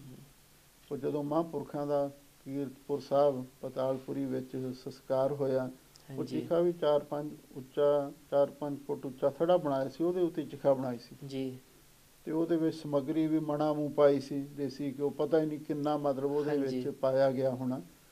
ਤੇ ਮਤਲਬ 25-25 ਗਜ ਤੱਕ ਉੱਥੇ ਕੋਲੇ ਖੜਨਾ ਔਖਾ ਸੀ, ਇੰਨਾ ਸੇਕ ਸੀਗਾ। ਉਹ ਸਾਰੇ ਪਿੱਛੇ ਹਟ ਗਏ। ਤੇ ਪਰ ਇਹਨਾਂ ਨੇ ਭਾਈ ਗੁਰਮੁਖ ਸਿੰਘ ਹੋਣਾ ਨੇ ਜਿਵੇਂ ਕੋਈ ਬਹੁਤਾ ਪ੍ਰੇਮ ਸੀ, ਆਲੇ ਦੁਆਲੇ ਉਹਦੇ ਐਂ ਚੱਕਰ ਕੱਟਣ ਲੱਗ ਪਏ, 1-2 ਚੱਕਰ ਕੱਟੇ ਪਰਿਕਰਮਾ ਜਿਵੇਂ ਕਰੀ ਦੀਆਂ। ਤੇ ਉਹ ਬਾਹਰੋਂ ਤਿਣ ਕੇ ਚੱਕ ਕੇ ਉਹ ਚਿਖਾ ਵੱਲ ਨੂੰ ਸਿੱਟੀ ਜਾਣ। ਤੇ ਸਾਰੇ ਸਿੰਘ ਸੋਚੀ ਜਾਣ ਵੀ ਚਲੋ ਇਹਦਾ ਪ੍ਰੇਮ ਆ, ਵੀ ਚਲੋ ਇਸ ਤਰ੍ਹਾਂ ਪਰਿਕਰਮਾ ਕਰਦਾ। ਪਰ ਉਹ ਦੇਖਦਿਆਂ ਦੇਖਦਿਆਂ ਅਚਨਚੇਤ ਹੀ ਉਹ ਜਿਵੇਂ ਕੋਈ ਪੰਛੀ ਉੱਡ ਕੇ ਜਾਂਦਾ ਹੁੰਦਾ ਨਾ, ਇਹ ਹੇਠਾਂ ਨੀਵੇਂ ਥਾਂ ਤੋਂ ਉੱਡ ਕੇ, ਤੇ ਉਹ ਛਾਲ ਜੀ ਜਿਵੇਂ ਮਾਰਦੇ ਹੁੰਦੇ ਆ। ਤੇ ਉਹ ਚਿਖਾ ਦੇ ਐਨ ਉੱਪਰ, ਚਿਖਾ ਪਹਿਲਾਂ 4-5 ਫੁੱਟ ਉੱਚਾ ਉਹ ਥੜਾ ਸੀ, ਉਹਦੇ ਉੱਤੇ ਹੁਣ ਘੱਟੋ ਘੱਟ 6-7 ਫੁੱਟ ਤਾਂ ਉਹ ਚਿਖਾ ਵੀ ਉੱਚੀ ਵਾਧੀ ਹੋਊਗੀ, ਉਹਦੇ ਉੱਤੇ ਜਾਣਾ ਛਾਲ ਮਾਰ ਕੇ ਤਾਂ ਆਮ ਸਾਧਾਰਨ ਬੰਦਾ ਜਾ ਨਹੀਂ ਸਕਦਾ। ਪਰ ਜਿਹੜਾ ਉਹਦਾ ਅੰਦਰਲਾ ਪ੍ਰੇਮ ਸੀ, ਉਹਨੂੰ ਇੰਨਾ ਮਤਲਬ ਉਹ ਸ਼ਕਤੀ ਜਾਂ ਬਲ ਦਿੱਤਾ, ਉਹ ਐਨ ਚਿਖਾ ਦੇ ਵਿਚਕਾਰ ਜਾ ਕੇ ਮਤਲਬ ਉੱਥੇ ਉਹਦਾ ਸਰੀਰ ਡਿੱਗ ਪਿਆ। ਤੇ ਦੇਖਦਿਆਂ ਦੇਖਦਿਆਂ ਅੱਗ ਬਹੁਤ ਤੇਜ਼ ਸੀ, ਉਹਦੀ ਚਰਬੀ ਟਲਣ ਲੱਗ ਪਈ। ਸਿੰਘਾਂ ਨੇ ਯਤਨ ਵੀ ਕੀਤਾ ਵੀ ਬਾਹਰ ਕੱਢਿਆ ਜਾਵੇ, ਪਰ ਜਦੋਂ ਚਰਬੀ ਨਿਕਲਣ ਲੱਗ ਪਈ ਫਿਰ ਉਹ ਸੰਤ ਕਰਤਾਰ ਸੋਹਣੀ ਆ ਗਏ। ਉਹ ਕਹਿੰਦੇ ਮਹਾਂਪੁਰਖਾਂ ਦੇ ਨਾਲ ਵੀ ਗੜਵਈ ਨਹੀਂ ਸੀ ਗਿਆ, ਕਹਿੰਦੇ ਹੁਣ ਇਹ ਚੱਲ ਗੜਵਈ ਬਣ ਕੇ ਸੇਵਾ ਕਰੂਗਾ। ਵਾਹਿਗੁਰੂ। ਤੇ ਕਹਿੰਦੇ ਹੁਣ ਕੋਈ ਨਹੀਂ, ਹੋਰ ਬਾਲਣ ਲਿਆ, ਹੋਰ ਲੱਕੜਾਂ ਪਾਈਆਂ, ਨਾਲ ਹੀ ਫਿਰ ਉਹਦਾ ਸੰਸਕਾਰ ਹੋਇਆ। ਤੇ ਇਹ ਕੋਈ ਪਿਛਲਾ ਕੋਈ ਉਹਨਾਂ ਦਾ ਪਿਆਰ ਦਾ ਸੰਬੰਧ ਸੀਗਾ ਜੀ। ਤੇ ਹੁਣ ਭਾਵੇਂ ਠੀਕ ਆ, ਕਈ ਸੱਜਣ ਕਹਿੰਦੇ ਵੀ ਇਹ ਗੁਰਮਤ ਦੇ ਅਨੁਸਾਰ ਨਹੀਂ ਹੈ ਇਹ ਚੀਜ਼ ਜੀ। ਪਰ ਇਹ ਜਿੱਥੋਂ ਤੱਕ ਉਹ ਕਥ ਕਹਾਣੀ ਪ੍ਰੇਮ ਕੀ ਜਿਹੜੀ ਆਪਾਂ ਕਹਿੰਦੇ ਆ ਉਹਦੇ ਵਿੱਚ ਸਾਰਾ ਕੁਝ ਇਹ ਜੀ ਇਹ ਜਾਇਜ਼ ਹੋ ਜਾਂਦਾ। ਬਿਲਕੁਲ। ਹੁਣ ਜਿਵੇਂ ਗੁਰੂ ਮਹਾਰਾਜ ਦੇ ਬਾਣੀ ਵਿੱਚ ਵੀ ਬਚਨ ਆਉਂਦੇ ਆ ਬਈ ਜਿਸ ਪਿਆਰੇ ਸੁਨੇ ਹੋ ਤੇ ਸਾਗਾ ਮਰ ਚਲੀਏ ਜੀ। ਤ੍ਰਿਗ ਜੀਵਨ ਸੰਸਾਰ ਤਾਂ ਕਿ ਪਾਛੇ ਜੀਵਨਾ, ਜਿਹਦੇ ਅੰਦਰ ਉਹ ਸੱਚਾ ਪਿਆਰ ਹੁੰਦਾ ਫਿਰ ਉਹ ਕੁਰਬਾਨੀ ਕਰ ਸਕਦਾ। ਬਿਲਕੁਲ ਜੀ। ਤੇ ਇਵੇਂ ਮਹਾਂਪੁਰਖਾਂ ਦਾ ਜਾਣਾ ਸੱਚਖੰਡ ਨੂੰ, ਸੋ ਉਹ ਜਥੇ 'ਤੇ ਵੀ ਬੜਾ ਪ੍ਰਭਾਵ ਪਿਆ ਹੋਊਗਾ, ਸਿੰਘਾਂ ਵਿੱਚ ਬਹੁਤ ਵਿਰਾਗ ਆਪ ਜੀ ਦੇ ਪਰਿਵਾਰ ਵਿੱਚ। ਦਰਅਸਲ ਸਿੰਘਾਂ ਨੂੰ ਤਾਂ ਇਉਂ ਪ੍ਰਤੀਤ ਹੋ ਰਿਹਾ ਸੀ ਉਸ ਵੇਲੇ ਵੀ ਜਿਵੇਂ ਉਹਨਾਂ ਦਾ ਭਵਿੱਖ ਵੀ ਹਨੇਰਾ ਹੀ ਹਨੇਰਾ ਹੋ ਗਿਆ ਜੀ। ਉਹਨਾਂ ਨੂੰ ਜਿਵੇਂ ਕਹਿੰਦੇ ਕੋਈ ਆਸ ਦੀ ਕਿਰਨ ਉਹ ਉਹਨਾਂ ਦੀ ਇੱਕ ਵਾਰੀ ਬੁੱਝ ਚੁੱਕੀ ਸੀ। ਹਾਂਜੀ। ਤੇ ਬਾਕੀ ਦਾਸ ਤੇ ਦਾਸ ਦੇ ਭਰਾ ਉਸ ਵੇਲੇ ਯੂਪੀ 'ਚ ਉਹ ਫਾਰਮਾ ਮਹਾਂਪੁਰਖ ਆਪ ਹੀ ਉੱਥੇ ਚਲੋ ਪਰਿਵਾਰ ਨੂੰ ਬਿਠਾ ਗਏ ਸੀਗੇ, ਉੱਥੇ ਗਿਆ ਹੋਇਆ ਸੀ। ਤੇ ਉੱਥੇ ਉਸ ਦਿਨ ਜਿੱਦਣ ਮਹਾਂਪੁਰਖਾਂ ਨੇ ਸਰੀਰ ਛੱਡਿਆ ਤੇ ਇੱਥੋਂ ਵੀ 2 ਸਿੰਘ ਗਏ ਸੁਨੇਹਾ ਲੈ ਕੇ, ਉਹਨਾਂ ਨੇ ਟ੍ਰੇਨ ਚੜ੍ਹ ਕੇ ਜਾਣਾ ਸੀਗਾ। ਚਲੋ ਮਹਾਂਪੁਰਖਾਂ ਨੇ ਰਾਤ ਸਰੀਰ ਛੱਡਿਆ, ਉਹ ਸਵੇਰੇ ਚੱਲ ਕੇ ਸ਼ਾਮ ਤੱਕ ਉੱਥੇ ਪਹੁੰਚੇ, ਉੱਥੇ ਅਖੰਡ ਪਾਠ ਆਰੰਭ ਕੀਤਾ ਸੀ। ਤੇ ਅਸੀਂ ਤੇ ਸੋਚਿਆ ਵੀ ਅਚਾਨਕ ਸਿੰਘ ਆਏ ਆ, ਚਲੋ ਅਖੰਡ ਪਾਠ ਦੀ ਡਿਊਟੀ ਲਾਉਣਗੇ ਕਿ ਸਾਨੂੰ ਥੋੜ੍ਹੀ ਜਿਹੀ ਚਲੋ ਸਹੂਲਤ ਹੋਊਗੀ। ਤੇ ਪਰ ਜਦੋਂ ਉਹ ਆਏ ਉਦਾਸ ਜਿਹਾ ਚਿਹਰਾ ਦਿਖਿਆ ਤੇ ਹੁਣ ਮਾਤਾ ਜੀ ਬਾਪੂ ਜੀ ਹੁਣੀ ਪੁੱਛਣ ਲੱਗੇ ਵੀ ਤੁਸੀਂ ਮਹਾਂਪੁਰਖਾਂ ਕੋਲੋਂ ਆਏ, ਮਹਾਂਪੁਰਖਾਂ ਦਾ ਹਾਲ ਕੀ ਆ। ਉਹ ਚੁੱਪ ਜਿਹੇ ਕੁਛ ਦੱਸਿਆ ਨਾ, ਪਰ ਜਦੋਂ ਫਿਰ ਉਹਨਾਂ ਨੇ ਦੱਸਿਆ ਵੀ ਮਹਾਂਪੁਰਖ ਤਾਂ ਸੱਚਖੰਡ ਚਲੇ ਗਏ, ਫਿਰ ਤੋਂ ਪਰਿਵਾਰ ਨੂੰ ਵੀ ਇੱਕ ਵਾਰੀ ਤਾਂ ਵੀ ਆਪਣਾ ਭਵਿੱਖਤ ਧੁੰਦਲਾ ਹੀ ਦਿਸਿਆ ਵੀ ਕਹਿੰਦੇ ਹੈ ਇਹ ਕਿਵੇਂ ਹੋ ਗਿਆ। ਉਹ ਕਹਿੰਦੇ ਬਸ ਇਹ ਤੇ ਹੁਣ ਅਕਾਲ ਪੁਰਖ ਨੂੰ ਪਤਾ, ਅਸੀਂ ਇਹਦੇ ਬਾਰੇ ਕੁਛ ਨਹੀਂ ਕਹਿ ਸਕਦੇ, ਅਸੀਂ ਤੁਹਾਨੂੰ ਲੈਣ ਆਏ ਹਾਂ ਜੀ। ਫਿਰ ਉਹ ਅਖੰਡ ਪਾਠ ਸ਼ੁਰੂ ਕਰਕੇ ਮੈਂ ਤੇ ਆਪਣੇ ਵੱਡੇ ਭਰਾ ਮਹਿਤਾਬ ਸਿੰਘ ਸਾਨੂੰ ਉੱਥੇ ਉਹਨਾਂ ਨੇ ਕਿਹਾ ਤੁਸੀਂ ਇਹ ਪਾਠ ਦੀ ਸੇਵਾ ਕਰਨੀ, ਹੁਣ ਸਾਰੇ ਤਾਂ ਜਾ ਨਹੀਂ ਸਕਦੇ ਪਾਠ ਛੱਡ ਕੇ। ਬਾਕੀ ਬਾਪੂ ਜੀ ਚਾਚਾ ਜੀ ਆਪਣੇ ਰਾਗੀ ਭਗਵਾਨ ਸਿੰਘ ਮਾਤਾ ਜੀ ਵੱਡੇ ਸਾਰੇ ਤੇ ਉਹ ਸਾਰਾ ਪਰਿਵਾਰ ਫਿਰ ਉੱਥੋਂ ਟੈਕਸੀਆਂ ਕਿਰਾਏ 'ਤੇ ਕਰਕੇ ਦਿੱਲੀ ਆਏ। ਦਿੱਲੀ ਤੋਂ ਫਿਰ ਇੱਥੇ ਮੁੱਲਾਂਪੁਰ ਕੋਲ ਆ ਕੇ ਕਾਫਲੇ ਨਾਲ ਮਿਲੇ, ਇੱਥੋਂ ਫਿਰ ਕੀਰਤਪੁਰ ਸਾਹਿਬ ਚਲੇ ਗਏ। ਚਲੋ ਉੱਥੇ ਜਾ ਕੇ ਸੰਸਕਾਰ ਵਿੱਚ ਸ਼ਾਮਲ ਹੋਏ ਸੀ। ਠੀਕ ਹੈ ਜੀ। ਤੇ ਹੁਣ ਦੇ ਸਮੇਂ ਦੇ ਵਿੱਚ ਆਪ ਜੀ ਨੇ ਵੀ ਸ੍ਰੀ ਗੁਰੂ ਗ੍ਰੰਥ ਸਾਹਿਬ ਜੀ ਦੀ ਕਥਾ ਕੀਤੀ, ਉਹ ਵੀ ਨੈੱਟ 'ਤੇ ਸੁਣਨ ਨੂੰ ਮਿਲਦੀ ਆ। ਸੋ ਇਸ ਤਰੀਕੇ ਨਾਲ ਆਪ ਜੀ ਨੇ ਨਿਤਨੇਮ ਦਾ ਵੀ ਇੱਕ ਟੀਕਾ ਤਿਆਰ ਕੀਤਾ, ਸੰਪਰਦਾਈ ਟੀਕਾ। ਸੋ ਉਸ ਦੀ ਲੋੜ ਆਪ ਜੀ ਨੂੰ ਕਿਵੇਂ ਮਹਿਸੂਸ ਹੋਈ? ਇਹ ਦਰਅਸਲ ਦਾਸ ਚਲੋ ਪੜ੍ਹਿਆ ਤਾਂ ਭਾਵੇਂ ਸੰਤ ਮੋਹਨ ਸਿੰਘ ਪਿੰਡਰਾਂ ਵਾਲੇ ਮਹਾਂਪੁਰਖਾਂ ਕੋਲੋਂ ਸੀ, ਪਰ ਬਾਅਦ ਵਿੱਚ ਬਾਬਾ ਠਾਕਰ ਸਿੰਘ ਜੀ ਜਾਂ ਸੰਤ ਬਾਬਾ ਜਰਨੈਲ ਸਿੰਘ ਜੀ ਖਾਲਸਾ ਸਾਰੇ ਮਹਾਂਪੁਰਖਾਂ ਦੇ ਨਾਲ ਪ੍ਰੇਮ ਸੀ, ਉਹ ਵੀ ਕਰਦੇ ਸੀਗੇ, ਮਿਲਦੇ ਰਹੇ ਹਾਂ।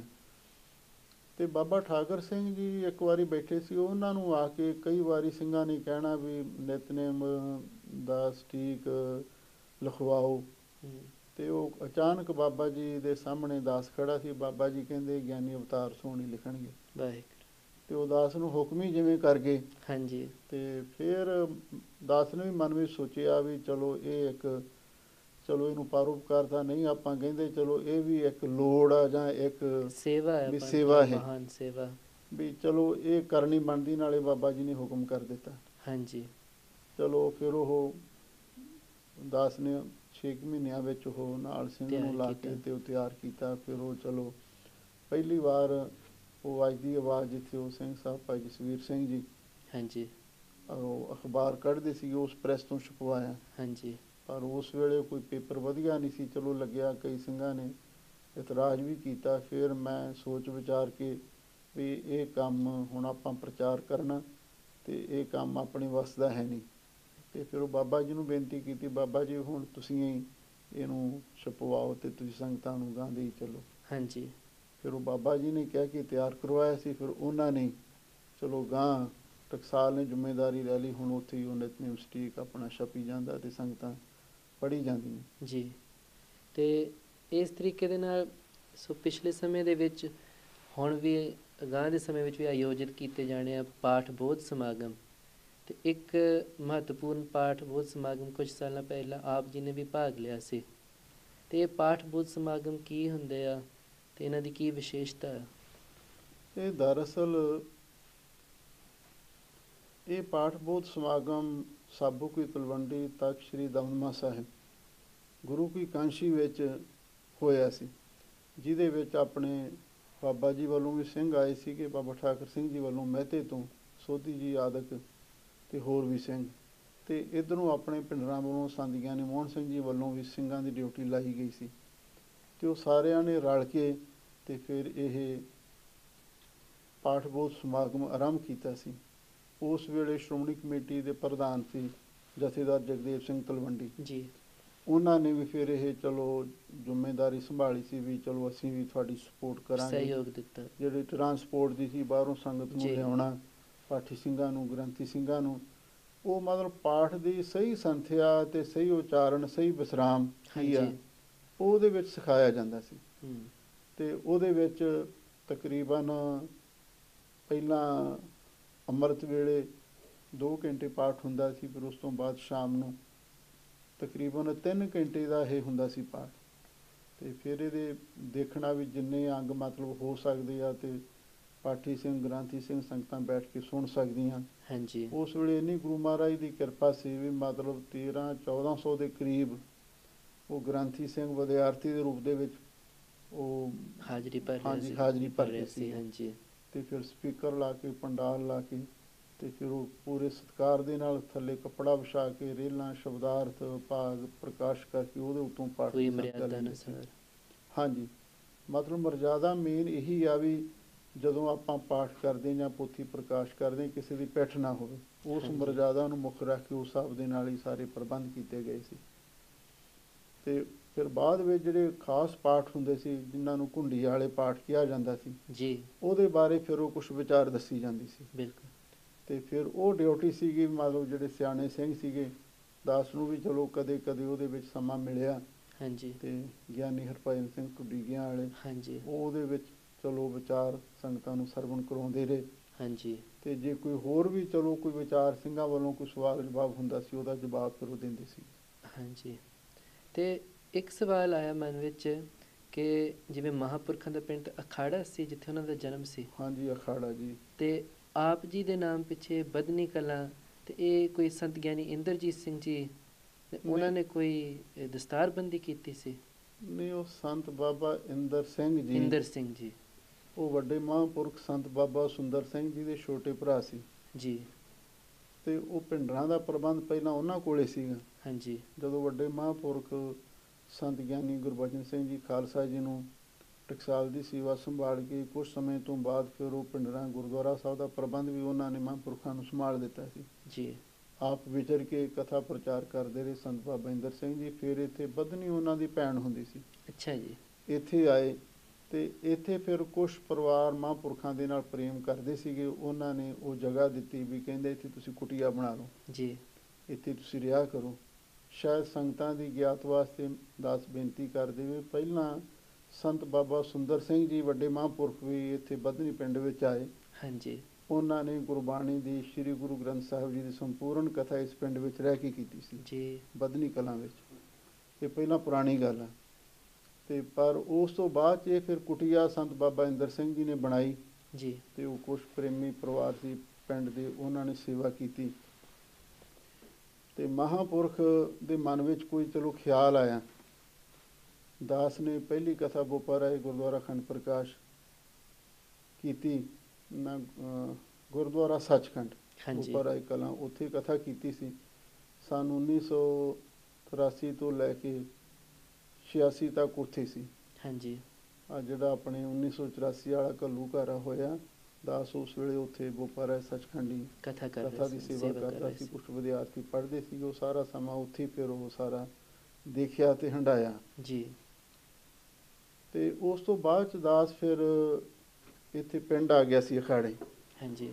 ਸੰਤ ਬਾਬਾ ਇੰਦਰ ਸਿੰਘ ਜੀ ਨੂੰ ਪਤਾ ਲੱਗਿਆ ਵੀ ਉਹ ਪੁੱਛਦੇ ਤਾਂ ਰਹਿੰਦੇ ਸੀ, ਜਾਣਦੇ ਸੀਗੇ ਤੇ ਉਹਨਾਂ ਨੇ ਸਿੰਘ ਭੇਜੇ, ਉਹਨਾਂ ਨੂੰ ਸਾਡੇ ਕੋਲ ਲਿਆਓ। ਸਾਨੂੰ ਉਹਨਾਂ ਨੇ ਬੁਲਾ ਕੇ ਵਧਨੀ ਕਲਾਂ ਥੋੜ੍ਹੀ ਜਿਹੀ ਸਾਡੇ ਇਕੱਲਿਆਂ ਨਾਲ ਗੱਲਬਾਤ ਕੀਤੀ। ਕਹਿੰਦੇ ਵੀ ਤੁਸੀਂ ਹੁਣ ਤੁਹਾਡਾ ਕੀ ਪ੍ਰੋਗਰਾਮ ਆ? ਮੈਂ ਕਿਹਾ ਜੀ ਹੁਣ ਮੇਰਾ ਪ੍ਰੋਗਰਾਮ ਇਹ ਆ ਵੀ ਗੋਪਾ ਰਾਏ ਮੈਂ ਕਥਾ ਸੰਪੂਰਨ ਕੀਤੀ ਆ, ਹੁਣ ਮੈਂ ਪਿੰਡ ਰਹਿਣਾ ਚਾਹੁੰਦਾ ਹਾਂਜੀ ਵੀ ਜਿੱਥੇ ਕੋਈ ਸੰਗਤ ਕਹੂਗੀ ਤੇ ਉੱਥੇ ਕਥਾ ਪ੍ਰਚਾਰ ਕਰਨ ਵਾਸਤੇ ਜਾਵਾਂਗੇ। ਜੀ ਕਿਉਂਕਿ ਪਿੰਡਾਂ ਦੇ ਸਾਂਝੇ ਅਸਥਾਨਾਂ ਦੇ ਉੱਤੇ ਮਾਹੌਲ ਇਹੋ ਜਿਹਾ ਹੁੰਦਾ, ਪਤਾ ਨਹੀਂ ਕਿਸੇ ਨੇ ਆ ਕੇ ਕੀ ਕਿੰਤੂ ਪਰੰਤੂ ਕੋਈ ਕਰ ਦੇਣਾ, ਕੋਈ ਪੁੱਠਾ ਜੀ ਸਿੱਧਾ ਜੀ ਸਵਾਲ ਜੀ ਕਰ ਦੇਣਾ। ਦਾਸ ਦਾ ਮਨ ਉਪਰਾਮ ਜਿਹਾ ਹੋ ਗਿਆ ਵੀ ਆਪਦੇ ਘਰ ਹੀ ਰਹਿਣਾ, ਵੀ ਸਾਂਝੇ ਥਾਂ ਤੇ ਨਹੀਂ ਰਹਿਣਾ। ਹਾਂਜੀ ਇਹ ਗੱਲ ਸੁਣ ਕੇ ਮਹਾਂਪੁਰਖ ਕਹਿੰਦੇ ਜੇ ਤੁਹਾਨੂੰ ਬਣਿਆ ਬਣਾਇਆ ਕੋਈ ਅਸਥਾਨ ਮਿਲ ਜੇ, ਹਾਂਜੀ ਉਹ ਬੁਝਾਰਤਾਂ ਦੀਆਂ ਪਾਉਣ ਲੱਗ ਪਏ। ਮੈਂ ਮਨ ਵਿੱਚ ਸੋਚਿਆ, ਮੈਂ ਕਿਹਾ ਵੀ ਚਲੋ ਮਹਾਂਪੁਰਖਾਂ ਦੇ ਬਚਨ ਸੁਣ ਲਈਏ, ਫਿਰ ਬਾਅਦ 'ਚ ਕੋਈ ਜਵਾਬ ਦੇਵਾਂਗੇ।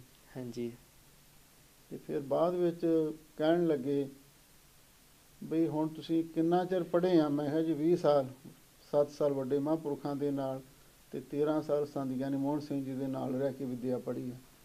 ਕਹਿੰਦੇ ਹੁਣ 20 ਸਾਲ ਪੜ੍ਹਾਈ ਕਰਕੇ ਘਰ ਹੀ ਬਹਿਣਾ ਸੀ, ਘਰ ਤਾਂ ਪਹਿਲਾਂ ਹੀ ਰਹਿ ਸਕਦੇ ਸੀਗੇ, ਤੁਸੀਂ ਕੁਛ ਕਰੋ। ਹਾਂਜੀ ਫਿਰ ਮੈਨੂੰ ਪਤਾ ਲੱਗਿਆ ਵੀ ਮਹਾਂਪੁਰਖ ਵੀ ਕਿੱਥੋਂ ਬੋਲਦੇ ਆ। ਹਾਂਜੀ ਮੈਂ ਕਿਹਾ ਫਿਰ ਦੱਸੋ ਜੀ ਕੀ ਹੁਕਮ ਆ? ਕਹਿੰਦੇ ਮੈਨੂੰ ਸੰਤ ਬਾਬਾ ਸੁੰਦਰ ਸਿੰਘ ਜੀ ਭਿੰਡਰਾਂ ਵਾਲੇ ਮਹਾਂਪੁਰਖਾਂ ਨੇ ਬਚਨ ਕੀਤਾ ਸੀ ਵੀ ਭਿੰਡਰਾਂ ਅਸਥਾਨ ਗੁਰਦੁਆਰਾ ਅਖੰਡ ਪ੍ਰਕਾਸ਼ ਦੀ ਜ਼ਿੰਮੇਵਾਰੀ ਮੇਰੇ ਕੋਲੇ ਸੀ। ਹਾਂਜੀ ਉਹ ਕਹਿੰਦੇ ਕਿਸੇ ਯੋਗ ਨੂੰ ਗਾਂ ਪ੍ਰਬੰਧ ਸੰਭਾਲਣਾ। ਹਾਂਜੀ ਕਹਿੰਦੇ ਤੁਹਾਡੇ ਦਾਦਾ ਜੀ ਸੰਤ ਗਿਆਨੀ ਗੁਰਬਚਨ ਸਿੰਘ ਜੀ ਖਾਲਸਾ ਭਿੰਡਰਾਂ ਵਾਲੇ, ਤੇ ਕਹਿੰਦੇ ਮਹਾਂਪੁਰਖਾਂ ਦੇ ਕਹੇ ਅਨੁਸਾਰ ਵੀ ਯੋਗ ਨੂੰ ਪ੍ਰਬੰਧ ਸੰਭਾਲਣਾ, ਮੈਂ ਸਾਰਾ ਕੁਛ ਉਹਨਾਂ ਨੂੰ ਸੰਭਾਲਤਾ ਸੀ। ਹਾਂਜੀ ਤੇ ਉਹਨਾਂ ਨੇ ਫਿਰ ਯੋਗ ਪ੍ਰਬੰਧ ਕਰਕੇ ਵੀ ਦਿਖਾਇਆ, ਯੋਗ ਬਣ ਕੇ ਵੀ ਦਿਖਾਇਆ ਉਹਨਾਂ ਨੇ। ਹੁਣ ਕਹਿੰਦੇ ਮੈਂ ਸੋਚਿਆ ਵੀ ਹੁਣ ਇਹ ਜਿਹੜਾ ਸਥਾਨ ਆ ਉਹ ਤੁਹਾਡੇ ਦਾਦਾ ਜੀ ਨੂੰ ਸੰਭਾਲਿਆ ਸੀ, ਵੀ ਹੁਣ ਕਹਿੰਦੇ ਪੋਤਾ ਪ੍ਰਵਾਨ ਆ, ਹੁਣ ਕਹਿੰਦੇ ਮੈਂ ਤੁਹਾਨੂੰ ਸੰਭਾਲਣਾ ਚਾਹੁੰਦਾ। ਠੀਕ ਹੈ ਜੀ। ਮੈਂ ਕਿਹਾ ਚਲੋ ਜੀ, ਹੁਣ ਜਦੋਂ ਵੱਡਿਆਂ ਨੇ ਤੁਹਾਡੀ ਆਗਿਆ ਮੰਨੀ ਤੇ ਹੁਣ ਮੈਂ ਵੀ ਤੁਹਾਡੀ ਆਗਿਆ ਤੋਂ ਬਾਹਰ ਤਾਂ ਜਾ ਨਹੀਂ ਸਕਦਾ ਜੀ। ਤੇ ਉੱਥੇ ਚਲੋ ਉਹਨਾਂ ਨੇ ਫਿਰ ਉਹ ਪਿੰਡ ਵਾਲੀ ਸੰਗਤ ਨੂੰ ਸੱਦ ਕੇ ਦਸਤਾਰ ਦਿੱਤੀ ਤੇ ਬਚਨ ਵੀ ਉਹ ਚਲੋ ਉਹਨਾਂ ਨੇ ਕੀਤੇ, ਉਹ ਰਿਕਾਰਡਿੰਗ ਕਰਵਾਏ। ਫਿਰ ਉੱਥੇ ਇੱਕ ਮਤਾ ਵੀ ਪਾਇਆ ਰਜਿਸਟਰ 'ਤੇ, ਸਾਰੇ ਪਿੰਡ ਵਾਲਿਆਂ ਤੋਂ ਪੰਚਾਇਤ ਨੂੰ ਸਾਈਨ ਕੀਤੇ, ਆਪਣੇ ਵੀ ਕੀਤੇ ਵੀ ਤੁਸੀਂ ਇੱਥੋਂ ਦਾ ਪ੍ਰਬੰਧ ਤੁਸੀਂ ਸੰਭਾਲਣਾ। ਹਾਂਜੀ ਤੇ ਨਾਲ ਪਿੰਡ ਵਾਲਿਆਂ ਨੂੰ ਖੈਰ ਉਹਨਾਂ ਨੂੰ ਪਤਾ ਵੀ ਹੋਣਾ ਮਹਾਂਪੁਰਖਾਂ ਨੂੰ, ਕਹਿੰਦੇ ਵੀ ਜੇ ਪ੍ਰੇਮ ਕਰੋਗੇ ਤਾਂ ਤੁਹਾਡੇ ਕੋਲ ਰਹਿਣਗੇ, ਕਹਿੰਦੇ ਨਹੀਂ ਇਹਨਾਂ ਦੀ ਮਰਜ਼ੀ, ਜਿੱਥੇ ਮਰਜ਼ੀ ਜਾਣ ਤੇ ਪ੍ਰਚਾਰ ਕਰੀ ਜਾਣ। ਠੀਕ ਹੈ ਜੀ। ਤੇ ਉਦੋਂ ਮਹਾਂਪੁਰਖਾਂ ਨੇ ਆਖਿਆ ਵੀ ਤੁਸੀਂ ਇੱਥੇ ਵੀ ਇੱਥੇ ਰਹਿ ਕੇ ਗੁਰਬਾਣੀ ਦੀ ਕਥਾ ਸ਼ੁਰੂ ਕਰੋ ਤੇ ਵਿਦਿਆਰਥੀਆਂ ਨੂੰ ਪੜ੍ਹਾਓ। ਹਾਂਜੀ ਤੇ ਉਹ ਫਿਰ ਮਹਾਂਪੁਰਖਾਂ ਦਾ ਬਚਨ ਮੰਨ ਕੇ ਫਿਰ ਉੱਥੇ ਚਲੋ ਕਥਾ ਆਰੰਭ ਕੀਤੀ। ਪਹਿਲੀ ਗੋਪਾ ਰਾਏ ਕਥਾ ਹੋਈ, ਫਿਰ ਦੂਜੀ ਉੱਥੇ ਵਧਨੀ ਕਲਾਂ ਆਰੰਭ ਹੋਈ ਤੇ ਤਕਰੀਬਨ ਚੌਥੀ ਕਥਾ ਫਿਰ ਉਹ ਆਪਣੇ ਅਮਰੀਕਾ ਵਿੱਚ, ਹਾਂਜੀ ਉਹ ਡੈਲਸ ਟੈਕਸਸ ਵਿੱਚ ਜਿਹੜੀ ਉਹ ਕੀਤੀ ਸੀਗੀ, ਉਹ ਸੰਪੂਰਨ ਨਹੀਂ ਹੋਈ। ਚਲੋ ਕੋਈ ਐਸਾ ਵਿਘਨ ਪੈ ਗਿਆ, ਗੁਰੂ ਮਹਾਰਾਜ ਕਿਰਪਾ ਕਰਨ, ਹਾਂਜੀ ਚਲੋ ਉਹ ਵੀ ਸੰਪੂਰਨ ਹੋਵੇ। ਹਾਂਜੀ ਜਿਹੜੀ ਨੈੱਟ ਵਿੱਚ ਪਈ ਹੋਈ ਆ ਉਹ ਉੱਥੋਂ ਵਾਲੀ ਕਥਾ। ਠੀਕ ਹੈ ਜੀ। ਤੇ ਬਾਕੀ ਇਹ ਕਥਾ ਸਾਡੀ ਆਪਣੀ ਸ਼ੁਰੂ ਕੀਤੀ ਹੋਈ ਆ ਪੰਜਵੀਂ, ਹਾਂਜੀ ਉਹ ਹੁਣ ਅੱਜ ਕੱਲ੍ਹ ਬਿਲਾਵਲ ਰਾਗ ਦੇ ਵਿੱਚ ਚੱਲਦੀ ਹੈ। ਠੀਕ ਹੈ ਜੀ। ਤੇ ਚਲੋ ਉਹ ਹੁਣ ਗੁਰੂ ਮਹਾਰਾਜ ਦੀ ਕਿਰਪਾ ਨਾਲ ਜਿੱਥੇ ਹੁਣ ਆਮ ਲੜੀਵਾਰ ਕਥਾ ਗੁਰੂ ਘਰਾਂ ਚੱਲਦੀਆਂ ਉਹ ਕਰੀਦੀਆਂ, ਹਾਂਜੀ ਜਿੱਥੇ ਕੋਈ ਨਹੀਂ ਚੱਲਦੀ ਹੁੰਦੀ ਫਿਰ ਉੱਥੇ ਆਪਣੀ ਆਪਣੀ ਕਥਾ ਉਹ ਸ਼ੁਰੂ ਕਰ ਲੈਣੀ ਜੀ। ਤੇ ਸਮਾਂ ਵੀ ਹੁਣ ਲਗਭਗ ਅਖੀਰ 'ਤੇ ਆ, ਤੇ ਆਪ ਜੀ ਨੇ ਜੋ ਮਹਾਂਪੁਰਖਾਂ ਦੀ ਸੰਗਤ ਕੀਤੀ, ਜੋ ਇਹ ਭਵਿੱਖ ਦਾ ਸਮਾਂ ਜਾਂ ਜਿਹੜਾ ਲੰਘ ਗਿਆ, ਕਿਉਂਕਿ ਉਸ ਵੇਲੇ ਤਾਂ ਉਹ ਭਵਿੱਖ ਹੀ ਸੀ, ਅਤੇ ਮਹਾਂਪੁਰਖਾਂ ਦੇ ਕੋਈ ਇਹੋ ਜਿਹੇ ਬਚਨ ਆਪ ਜੀ ਦੇ ਹਿਰਦੇ ਵਿੱਚ ਜਿਹੜੇ ਉਹਨਾਂ ਨੇ ਭਵਿੱਖ ਦੇ ਸੰਦਰਭ ਵਿੱਚ ਕਹੇ ਹੋਣਗੇ ਜੋ ਆਪ ਜੀ ਨੂੰ ਯਾਦ ਹੋਣ? ਉਹ ਦਰਅਸਲ ਦਾਸ ਨੇ ਸਿੱਧੇ ਤਾਂ ਨਹੀਂ ਮਹਾਂਪੁਰਖਾਂ ਤੋਂ ਬਚਨ ਸੁਣੇ ਜੀ, ਪਰ ਅੱਗੇ ਤੋਂ ਅੱਗੇ, ਕਿਉਂਕਿ ਦਾਸ ਤਾਂ ਛੋਟਾ ਸੀ, ਉਹੋ ਜਿਹੀ ਉਸ ਵੇਲੇ ਕੋਈ ਇਹੋ ਜਿਹੇ ਸਵਾਲ ਜਾਂ ਬਚਨਾਂ ਦੀ ਸੋਝੀ ਵੀ ਨਹੀਂ ਸੀ। ਹਾਂਜੀ। ਪਰ ਜਿਹੜੇ ਮਹਾਂਪੁਰਖਾਂ ਦੇ ਨਾਲ ਜਥੇ ਦੇ ਪੁਰਾਣੇ ਸਿੰਘ ਰਹੇ ਆ, ਉਹਨਾਂ ਦੇ ਰਾਹੀਂ ਉਹ ਬਚਨ ਸੁਣੇ ਆ। ਇੱਕ ਤਾਂ ਉਹ ਬਾਬਾ ਨਾਜਰ ਸਿੰਘ ਜੀ ਲਾਂਗਰੀ, ਹਾਂਜੀ, ਜਿਨ੍ਹਾਂ ਦੇ ਬਾਰੇ ਦਾਸ ਨੇ ਪਹਿਲਾਂ ਜ਼ਿਕਰ ਕੀਤਾ ਸੀ, ਉਹਨਾਂ ਨੇ ਸੰਨ 1984 ਤੋਂ 3-4 ਸਾਲ ਪਹਿਲਾਂ ਹਾਂਜੀ ਦਾਸ ਨਾਲ ਉੱਥੇ ਭਿੰਡਰਾਂ ਗੁਰਦੁਆਰਾ ਅਖੰਡ ਪ੍ਰਕਾਸ਼ ਬਚਨ ਸਾਂਝਾ ਕੀਤਾ ਸੀ ਬਈ ਮਹਾਂਪੁਰਖਾਂ ਨੇ ਆਖਿਆ ਸੀ ਵੀ ਦਰਬਾਰ ਸਾਹਿਬ 'ਤੇ ਹਮਲਾ ਹੋਣਾ। ਹਾਂਜੀ। ਮਹਾਂਪੁਰਖ ਚਲੇ ਗਏ ਤੇ ਹੁਣ ਮੈਂ ਸੋਚਦਾ ਸੀ ਮੈਂ ਕਿਹਨੂੰ ਪੁੱਛਾਂ ਵੀ ਉਹ ਬਚਨ ਮਹਾਂਪੁਰਖਾਂ ਦੇ ਕਦੋਂ ਪੂਰੇ ਹੋਣਗੇ। ਹਾਂਜੀ। ਤੇ ਮੈਨੂੰ ਹੁਣ ਇਸ ਗੱਲ ਦੀ ਕੋਈ ਸਮਝ ਨਹੀਂ ਸੀ ਆਉਂਦੀ। ਫਿਰ ਮੇਰੇ ਮਨ 'ਚ ਖਿਆਲ ਆਇਆ ਵੀ ਚਲੋ ਮੈਂ ਤੁਹਾਨੂੰ ਪੁੱਛਾਂ। ਹਾਂਜੀ ਤੇ ਮੈਂ ਬੇਨਤੀ ਕੀਤੀ, ਬਾਬਾ ਜੀ ਮਹਾਂਪੁਰਖਾਂ ਦੇ ਮੂੰਹੋਂ ਤੁਸੀਂ ਆਪ ਬਚਨ ਸੁਣੇ? ਕਹਿੰਦੇ ਹਾਂ। ਮੈਂ ਕਿਹਾ ਫੇਰ ਤਾਂ ਇਸ ਗੱਲ ਦਾ ਤੁਹਾਨੂੰ ਵੀ ਯਕੀਨ ਹੋਣਾ ਜੋ ਮਹਾਂਪੁਰਖਾਂ ਦੇ ਬਚਨ ਪੂਰੇ ਹੋਣਗੇ।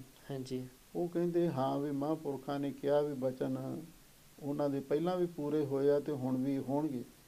ਪਰ ਮੈਨੂੰ ਉਹਨਾਂ ਨੇ ਆਖਿਆ ਸੀ ਵੀ ਜਥੇ ਦੇ ਸਿੰਘ ਵੀ ਉਹਦੇ ਵਿੱਚ ਸ਼ਾਮਲ ਹੋਣਗੇ ਹਾਂਜੀ ਤੇ ਤੁਸੀਂ ਆਪਣੀ ਅੱਖੀਂ ਵੇਖੋਗੇ ਜੋ ਕੁਛ ਹੋਇਆ। ਹਾਂਜੀ ਹੁਣ ਉਹ ਸਮਾਂ ਕਦੋਂ ਆਊਗਾ ਮੈਨੂੰ ਇਹਦੇ ਬਾਰੇ ਕੁਛ ਪਤਾ ਨਹੀਂ ਲੱਗਦਾ। ਤੇ ਮੈਂ ਫਿਰ ਬਾਬਾ ਨਾਜਰ ਸਿੰਘ ਹੋਣਾ ਨੂੰ ਬੇਨਤੀ ਕੀਤੀ, ਮੈਂ ਕਿਹਾ ਵੀ ਦੇਖੋ ਜੇ ਮਹਾਂਪੁਰਖਾਂ ਦੇ ਬਚਨ ਹੋਏ ਆ ਫਿਰ ਉਹ ਇੱਕ ਨਾ ਇੱਕ ਦਿਨ ਤਾਂ ਪੂਰੇ ਹੋਣਗੇ। ਹਾਂਜੀ ਫਿਰ ਉਹ ਚਲੋ ਸਮਾਂ ਲੰਘਦਾ ਗਿਆ, ਧਰਮ ਯੁੱਧ ਮੋਰਚਾ ਲੱਗਿਆ ਸਨ 1978 ਦੇ ਵਿੱਚ, ਤੇ ਜੀ ਫਿਰ ਇਹ 1984 ਦਾ ਘੱਲੂਘਾਰਾ ਵਾਪਰਿਆ। ਤੇ ਉਸ ਵੇਲੇ ਫਿਰ ਉਹ ਬਾਬਾ ਨਾਜਰ ਸਿੰਘ ਜੀ ਕਹਿੰਦੇ ਇਹ ਬਚਨ ਮਹਾਂਪੁਰਖਾਂ ਨੇ ਪਹਿਲਾਂ ਕੀਤੇ ਸੀਗੇ, ਹੂਬ ਹੂ ਕਹਿੰਦੇ ਉਹ ਬਚਨ ਹੁਣ ਪੂਰੇ ਹੋਏ। ਵਾਹਿਗੁਰੂ ਤੇ ਦੂਸਰੇ ਆਪਣੇ ਮਹਾਂਪੁਰਖਾਂ ਦੇ ਸਾਧੂ ਗਿਆਨੀ ਚੰਨਣ ਸਿੰਘ ਜੀ ਪ੍ਰਵਾਹੀ ਵਾਲੇ ਹੋਏ ਆ। ਤੇ ਹਾਂਜੀ ਉਹਨਾਂ ਨੇ ਵੀ, ਉਹ ਗੁੜਵਈ ਰਹੇ ਮਹਾਂਪੁਰਖਾਂ ਦੇ ਪਹਿਲਾਂ, ਉਹਨਾਂ ਨੇ ਵੀ ਬਚਨ ਕਹੇ ਸੀ ਵੀ ਇੱਕ ਵਾਰੀ ਮਹਾਂਪੁਰਖ ਅੰਮ੍ਰਿਤਸਰ ਸਾਹਿਬ ਗਏ ਸੀ ਜਿੱਥੇ ਬਾਬਾ ਦੀਪ ਸਿੰਘ ਜੀ ਦਾ ਬੁੰਗਾ ਪਰਿਕਰਮਾ ਦੇ ਵਿੱਚ, ਉੱਥੇ ਕੁਛ ਪਲ ਖੜ੍ਹ ਕੇ ਮਹਾਂਪੁਰਖ ਦਰਬਾਰ ਸਾਹਿਬ ਵੱਲ ਤੇ ਅਕਾਲ ਤਖ਼ਤ ਸਾਹਿਬ ਵੱਲ ਦੇਖਦੇ ਰਹੇ। ਫਿਰ ਅੱਖਾਂ ਵਿੱਚੋਂ ਥੋੜ੍ਹਾ ਜਿਹਾ ਉਹਨਾਂ ਦੇ ਜਲ ਸਿਮਿਆ। ਮਹਾਂਪੁਰਖਾਂ ਦਾ ਹੁਕਮ ਸੀ ਪਰਿਕਰਮਾ ਵਿੱਚ ਬਚਨ ਨਹੀਂ ਕਰਨਾ ਕੋਈ। ਮੈਂ ਉਸ ਵੇਲੇ ਤਾਂ ਕੁਛ ਨਹੀਂ ਪੁੱਛ ਸਕਿਆ। ਜਦੋਂ ਵਾਪਸ ਮੁੜ ਕੇ ਆਸਣ 'ਤੇ ਆਏ ਫਿਰ ਮੈਂ ਬੇਨਤੀ ਕੀਤੀ, ਮਹਾਂਪੁਰਖੋ ਵੀ ਤੁਹਾਡੀ ਅੱਖਾਂ ਵਿੱਚ ਅੱਜ ਪਹਿਲੀ ਵਾਰੀ ਮੈਂ ਜਲ ਸਿਮਿਆ ਦੇਖਿਆ, ਕੀ ਕਾਰਨ ਸੀ? ਉਹ ਕਹਿੰਦੇ ਨਹੀਂ ਤੁਹਾਨੂੰ ਐਵੇਂ ਹੀ ਲੱਗਦਾ। ਕਹਿੰਦੇ ਨਹੀਂ, ਤੁਸੀਂ ਮਹਾਂਪੁਰਖਾਂ, ਤੁਹਾਡੀ ਅੱਖਾਂ ਵਿੱਚ ਜਲ ਭਰਨਾ ਕੋਈ ਮਾਮੂਲੀ ਗੱਲ ਨਹੀਂ ਹੈ। ਤੁਹਾਡੇ ਪਿਤਾ ਜੀ ਚਲੇ ਗਏ, ਮਾਤਾ ਜੀ ਚਲੇ ਗਏ, ਭੂਆ ਜੀ ਚਲੇ ਗਏ, ਹੋਰ ਪਰਿਵਾਰ ਗਿਆ, ਤੁਹਾਡੇ ਅੱਖਾਂ 'ਚੋਂ ਹੰਝੂ ਨਹੀਂ ਡਿੱਗਿਆ। ਪਰ ਅੱਜ ਕੀ ਕਾਰਨ ਆ? ਫਿਰ ਮਹਾਂਪੁਰਖਾਂ ਨੇ ਆਖਿਆ ਵੀ ਗਿਆਨੀ ਜੀ ਵੀ ਅਸੀਂ ਜਿਹੜਾ ਭਵਿੱਖ ਦਾ ਸਮਾਂ ਉਹਨੂੰ ਅੱਜ ਉੱਥੇ ਵੇਖ ਕੇ ਤੇ ਸਾਡੇ ਅੱਖਾਂ ਵਿੱਚੋਂ ਜਲ ਭਰਿਆ, ਕਿਉਂਕਿ ਆਉਣ ਵਾਲੇ ਸਮੇਂ ਦੇ ਵਿੱਚ ਇਸੇ ਜਗ੍ਹਾ ਦੇ ਉੱਤੇ ਘਮਸਾਨ ਦਾ ਯੁੱਧ ਹੋਣਾ ਤੇ ਬਹੁਤ ਸਾਰੇ ਆਪਣੇ ਸਿੰਘਾਂ ਦੀਆਂ ਕੁਰਬਾਨੀਆਂ ਹੋਣੀਆਂ, ਅਕਾਲ ਤਖ਼ਤ ਸਾਹਿਬ ਦੀ ਬੇਅਦਬੀ ਹੋਣੀ ਆ। ਉਹ ਸਾਰਾ ਦ੍ਰਿਸ਼ ਸਾਡੀਆਂ ਅੱਖਾਂ ਦੇ ਸਾਹਮਣੇ ਆ ਗਿਆ ਸੀ। ਇਸ ਕਰਕੇ ਸਾਡੇ ਅੱਖਾਂ ਵਿੱਚੋਂ ਇਹ ਜਲ ਆਇਆ ਸੀਗਾ। ਤੇ ਵਰਨਾ ਕਹਿੰਦੇ ਵੀ ਹੋਰ ਕੋਈ ਇਹਦਾ ਕਾਰਨ ਨਹੀਂ ਸੀ। ਤੇ ਉਹ ਪਹਿਲਾਂ ਤਾਂ ਗਿਆਨੀ ਚੰਨਣ ਸਿੰਘ ਹੋਰਾਂ ਦੇ ਆਪੋ ਆਪਣੇ ਖਿਆਲ ਹੁੰਦੇ ਨਾ। ਉਹ ਸੰਤ ਬਾਬਾ ਜਰਨੈਲ ਸਿੰਘ ਜੀ ਖਾਲਸਾ ਜੀ ਦੇ ਬਾਰੇ ਉਹ ਕਿੰਤੂ ਪਰੰਤੂ ਜਿਹਾ ਕਰਦੇ ਸੀ, ਕਹਿੰਦੇ ਵੀ ਉਹਨਾਂ ਨੂੰ ਬਾਹਰ ਆ ਕੇ ਜੰਗ ਕਰਨਾ ਚਾਹੀਦਾ ਸੀ, ਉੱਥੇ ਅੰਦਰ ਕਿਉਂ ਗਏ? ਫਿਰ ਮੈਂ ਕਿਹਾ ਤੁਸੀਂ ਇੱਕ ਪਾਸੇ ਕਹਿੰਦੇ ਮਹਾਂਪੁਰਖਾਂ ਦੇ ਬਚਨ ਹੋਏ ਸੀ, ਪਰ ਬਚਨ ਤਾਂ ਪੂਰੇ ਇਵੇਂ ਹੋਣੇ ਸੀਗੇ ਜੀ ਉੱਥੇ ਜਾਂਦੇ ਵੀ ਪਰਿਕਰਮਾ ਵਿੱਚ ਜੰਗ ਹੋਣਾ ਤਾਂ ਹੀ ਹੋਣਾ ਸੀਗਾ। ਹਾਂਜੀ ਫਿਰ ਮੈਂ ਤੁਸੀਂ ਉਹਨਾਂ ਨੂੰ ਕਿਵੇਂ ਕਹਿੰਦੇ ਆ ਵੀ ਉਹਨਾਂ ਨੇ ਵੀ ਉਹ ਗਲਤ ਕੀਤਾ? ਫਿਰ ਮੰਨ ਗਏ, ਕਹਿੰਦੇ ਹਾਂ ਮਹਾਂਪੁਰਖਾਂ ਨੇ ਬਚਨ ਤਾਂ ਕੀਤੇ ਸੀ। ਮੈਂ ਕਿਹਾ ਬਚਨ ਤਾਂ ਮਹਾਂਪੁਰਖਾਂ ਦੇ ਸੀ, ਪਰ ਹੁਣ ਪੂਰੇ ਇਹਨਾਂ ਮਹਾਂਪੁਰਖਾਂ ਨੇ ਕਰਨੇ ਸੀਗੇ। ਹਾਂਜੀ ਤੇ ਜੇ ਉੱਥੇ ਅਕਾਲ ਤਖ਼ਤ ਸਾਹਿਬ ਤੇ ਨਾ ਜਾਂਦੇ ਤੇ ਫਿਰ ਆਹ ਭਾਣਾ ਨਹੀਂ ਸੀ ਵਰਤਣਾ, ਬਚਨ ਨਹੀਂ ਸੀ ਪੂਰੇ ਹੋਣੇ। ਬਿਲਕੁਲ। ਸੋ ਇਸ ਦੇ ਨਾਲ ਸਮੇਂ ਦੀ ਸਮਾਪਤੀ ਆ, ਤੇ ਜੇ ਬੋਲਦਿਆਂ ਕੋਈ ਵੀ ਭੁੱਲ ਚੁੱਕ ਹੋਗੀ ਆਪ ਜੀ ਨੇ ਵੀ ਮਾफ़ ਕਰਨਾ ਤੇ ਸਮੂਹ ਸਾਧ ਸੰਗਤ ਨੇ ਵੀ ਮਾफ़ ਕਰਨਾ ਜੀ। ਸੋ ਇਸ ਦੇ ਨਾਲ ਫਤਿਹ ਬੁਲਾਉਂਦੇ ਹਾਂ। ਵਾਹਿਗੁਰੂ ਜੀ ਕਾ ਖਾਲਸਾ, ਵਾਹਿਗੁਰੂ ਜੀ